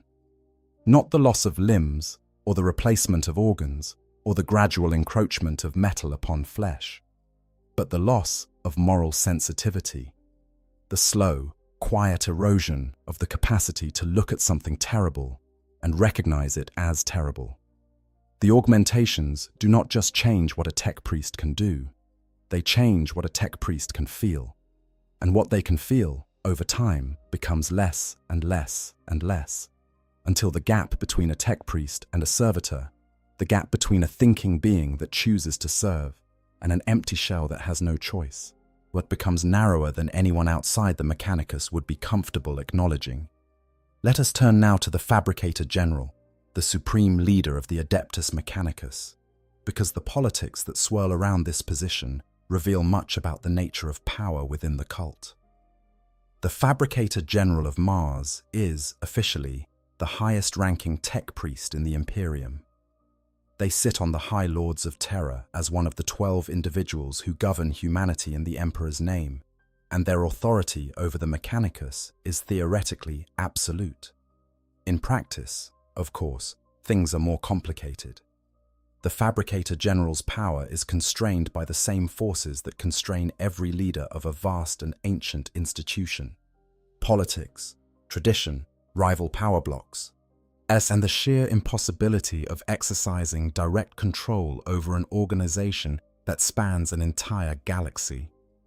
The Fabricator General may issue decrees, but whether those decrees are obeyed by the Archmagi who rule the distant Forge worlds depends on a complex calculus of loyalty, self-interest, and the practical reality of enforcing compliance across interstellar distances. The selection of a new Fabricator General is a process that makes the politics of the High Lords of Terror look straightforward by comparison. There is no fixed procedure, no clear line of succession, no constitutional framework that determines who will lead the Mechanicus when the current Fabricator General dies or is incapacitated. Instead, the succession is determined by a combination of political maneuvering, factional warfare, and occasionally outright violence. The various Forge worlds back their preferred candidates, forming alliances and counter-alliances that shift and reconfigure with bewildering speed. Deals are struck, promises are made, sacred technologies are offered as bribes. And somewhere in the midst of all this, a new Fabricator General emerges, not necessarily the most qualified or the most devout, but the most politically astute. This political dimension of the Mechanicus is something that outsiders often overlook, and it is crucial to understanding the institution. The cult. Mechanicus may present itself as a unified organization, bound together by shared faith and common purpose. But beneath that surface lies a web of competing interests and rival ambitions that would not be out of place in the most cutthroat corporate boardroom or the most scheming royal court. And tech priests may have replaced much of their emotional capacity with mechanical augmentations, but they have not replaced their capacity for ambition. If anything, the augmentations enhance it by removing the emotional constraints, the doubt, the guilt, the empathy that might otherwise temper the pursuit of power. A senior tech priest seeking to advance within the cult hierarchy must be a master of political maneuvering. They must build alliances with colleagues whose specializations complement their own. They must secure access to resources, knowledge, and technologies that give them leverage over their rivals. They must navigate the complex web of obligations and debts that binds the Mechanicus together, knowing when to call in favors and when to extend them. And they must do all of this while maintaining the outward appearance of pious devotion to the machine god, because any hint of purely personal ambition would be seized upon by rivals as evidence of spiritual unworthiness. The most successful Mechanicus politicians are those who have mastered the art of making their personal ambitions appear to be expressions of devotion to the Omnissiah. They do not seek power for its own sake, or at least they never appear to. They seek power in order to better serve the machine god. They seek knowledge in order to advance the quest for knowledge. They seek influence in order to protect the sacred technologies that the cult has been entrusted with preserving. Every move is framed in terms of faith and duty, and the naked ambition that drives it is hidden beneath layers of theological justification that would take a lifetime to unpeel. This is the world that a tech priest enters when they begin to climb the ranks of the cult hierarchy. A world of political complexity that rivals anything in the Imperium at large, conducted in Binharic code and lingua technis, by beings who have replaced their capacity for emotional bonding with enhanced cognitive processing, but who have not, cannot, will never replace the fundamental drive to acquire power and influence that seems to be hardwired into the human condition. Let us speak now of the explorator fleets, because they represent something unique within the Mechanicus, in something that comes close to the romantic ideal of exploration and discovery that most other aspects of the cult have long since abandoned. An explorator fleet is a Mechanicus expedition sent out into the unknown regions of the galaxy to search for lost technology, undiscovered worlds, and fragments of STC data. These expeditions can last for decades, even centuries, traveling through regions of space that have never been mapped, exploring planets that no human foot has ever trodden, encountering alien civilizations and phenomena that challenge everything the cult thought it knew about the universe. The tech priests who serve aboard explorator vessels are a breed apart from their colleagues on the Forge worlds. They tend to be more independent-minded, more willing to take risks, more comfortable with ambiguity and uncertainty. The rigid hierarchy of the Forge world is still present on an explorator vessel, but it is softened by the practical necessities of operating in environments where the standard protocols and procedures may not apply. An explorator tech priest must be able to think on their feet, to adapt to situations that no amount of training could have prepared them for, to make decisions without the guidance of their superiors, who may be light years away and unreachable by standard communication. Life aboard an explorator vessel is a constant tension between the Mechanicus's institutional conservatism and the fundamental nature of exploration, which requires flexibility, creativity, and a willingness to engage with the unfamiliar. The tech priests aboard these vessels must balance their devotion to the machine god with the practical reality that the machine god's creations are not always where you expect to find them, and that the path to knowledge sometimes leads through territories that the cult would prefer to leave unexplored. The greatest prize that an explorator fleet can discover is an intact or near intact STC fragment. We have discussed the STCs at length already, but it is worth emphasizing just how transformative such a discovery can be. A single STC fragment, containing the blueprint for even a relatively simple piece of technology, can elevate the tech priest who found it to a position of extraordinary power and prestige within the cult. It can secure the future of their Forge world for millennia, and it can change the course of wars and the fate of entire sectors. The competition to find STC fragments is fierce, and it drives the explorator fleets into ever more remote and dangerous regions of space. Some venture into regions tainted by the warp, where reality itself becomes unreliable, and the laws of physics bend and twist in ways that challenge even the Mechanicus's understanding. Others explore the galactic fringe, where the light of the Astronomicon grows dim and navigation becomes a matter of guesswork and prayer. Still others delve into the hearts of space hulks, those drifting conglomerations of ships and debris that tumble through the warp like cosmic flotsam, carrying within their twisted hulls the remnants of civilizations and technologies that have been lost for millennia. The dangers these tech priests face are extraordinary. Alien predators, hostile environments, warp anomalies that can drive an entire crew insane in a matter of hours, rival explorator fleets from competing Forge worlds who may be willing to use force to claim a discovery for themselves, and the ever-present temptation of the Dark Mechanicum, whose agents prowl the galactic fringes looking for vulnerable tech priests who can be seduced with promises of forbidden knowledge. But the rewards are equally extraordinary. The thrill of discovery, of being the first person in 10,000 years to lay eyes on a piece of technology that was thought lost forever, is something that few other experiences in the galaxy can match. And for a tech priest who has spent decades or centuries on a Forge world, performing the same rituals and maintaining the same machines, the call of the unknown can be irresistible. It is one of the few remaining avenues through which the Mechanicus's most adventurous spirits can express themselves, and it attracts some of the most brilliant and most eccentric minds in the cult. Now, A question that often arises when people first learn about the Adeptus Mechanicus is this: why does the Imperium tolerate them? Why does the broader imperial establishment allow this weird, insular, borderline heretical organization to maintain its independence and its monopoly on technology? The answer is simple, brutal, and entirely pragmatic. Because the Imperium cannot survive without them.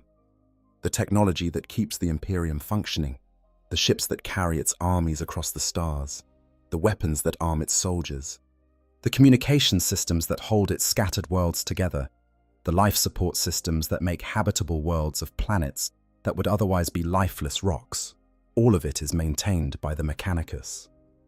Without the tech priests, the Imperium's infrastructure would collapse within a generation. Ships would break down and never be repaired. Weapons would malfunction and never be fixed. The great forge works that produce the equipment the Imperial Guard needs to fight its endless wars would fall silent, one by one, until there was nothing left but rust and rubble. The Imperium knows this. The High Lords of Terror know this. And the Mechanicus knows that they know it. This mutual awareness creates a relationship that is less a partnership than a hostage situation, with each side holding a knife to the other's throat. The Imperium needs the Mechanicus's technical expertise. The Mechanicus needs the Imperium's military protection and its access to the resources that the Forge Worlds cannot produce on their own. Neither side can afford to push the other too far, because the consequences of a genuine rupture would be catastrophic for both. This delicate balance has held for 10,000 years, through civil wars and alien invasions and demonic incursions and every other disaster that the galaxy has thrown at humanity.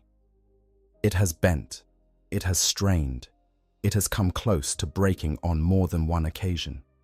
But it has held, and it continues to hold, because the alternative, a galaxy in which the Imperium and the Mechanicus are enemies rather than uneasy allies, is too terrible for either side to contemplate.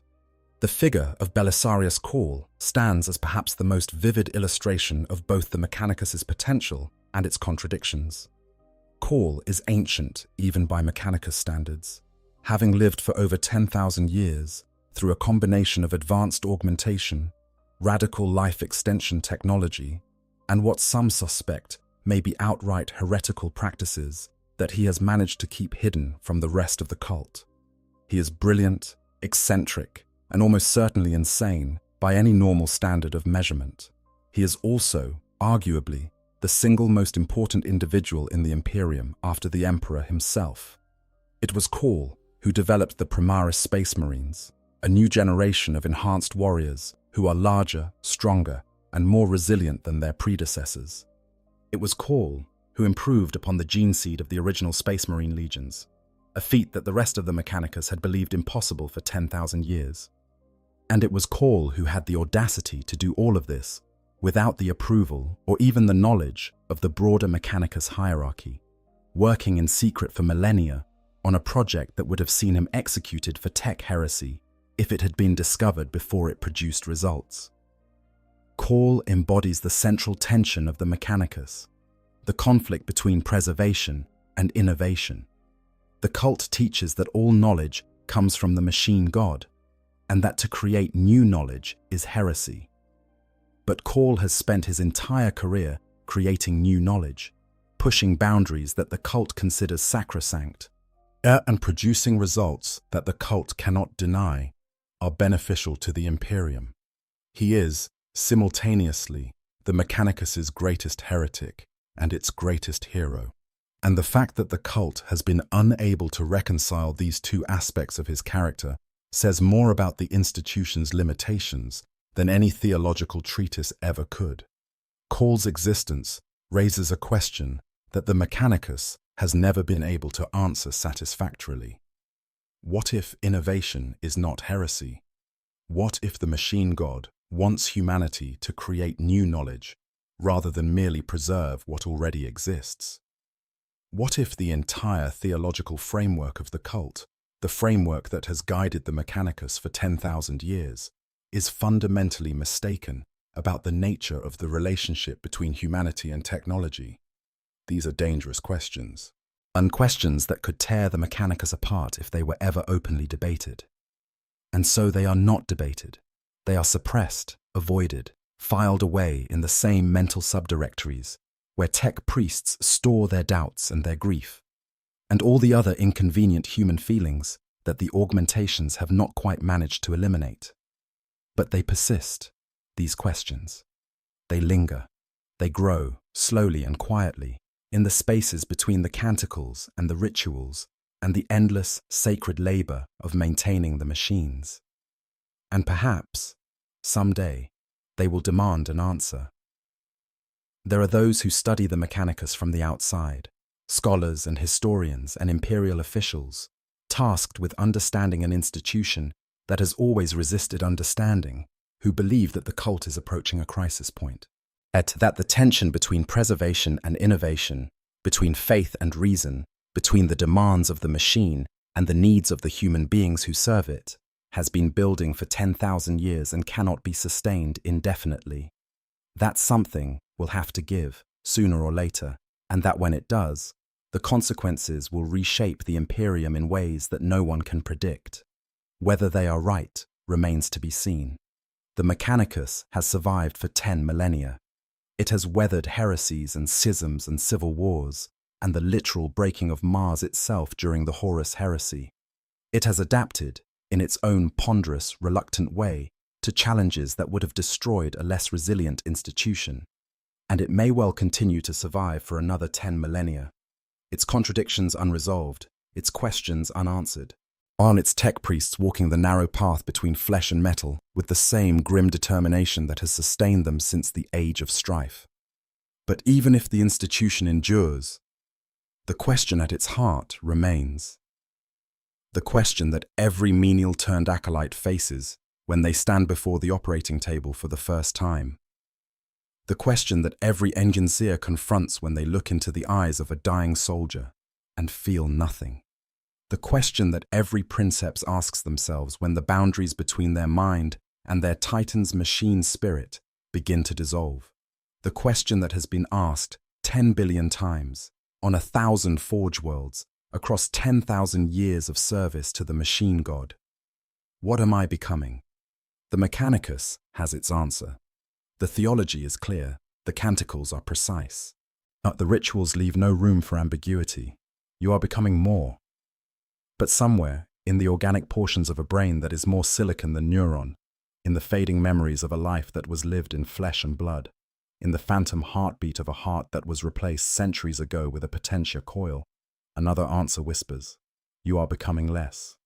And the truth, as it so often does, lies somewhere in between, in the space where flesh meets metal, in the gap between what the machine can measure and what the human spirit can feel, in the quiet, private, endlessly repeated act of choosing, day after day after day, what to preserve and what to let go. That is the journey of the tech priest. That is the path from flesh to sacred metal. And whether you find it beautiful or terrible, inspiring or horrifying, yet the highest calling a human being could aspire to, or the greatest tragedy the galaxy has ever produced, one thing is beyond dispute. It is a journey that, once begun, can never be undone.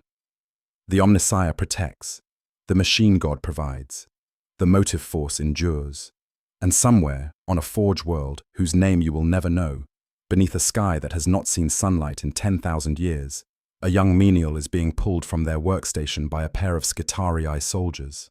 They do not know where they are being taken. They do not know what is about to happen to them.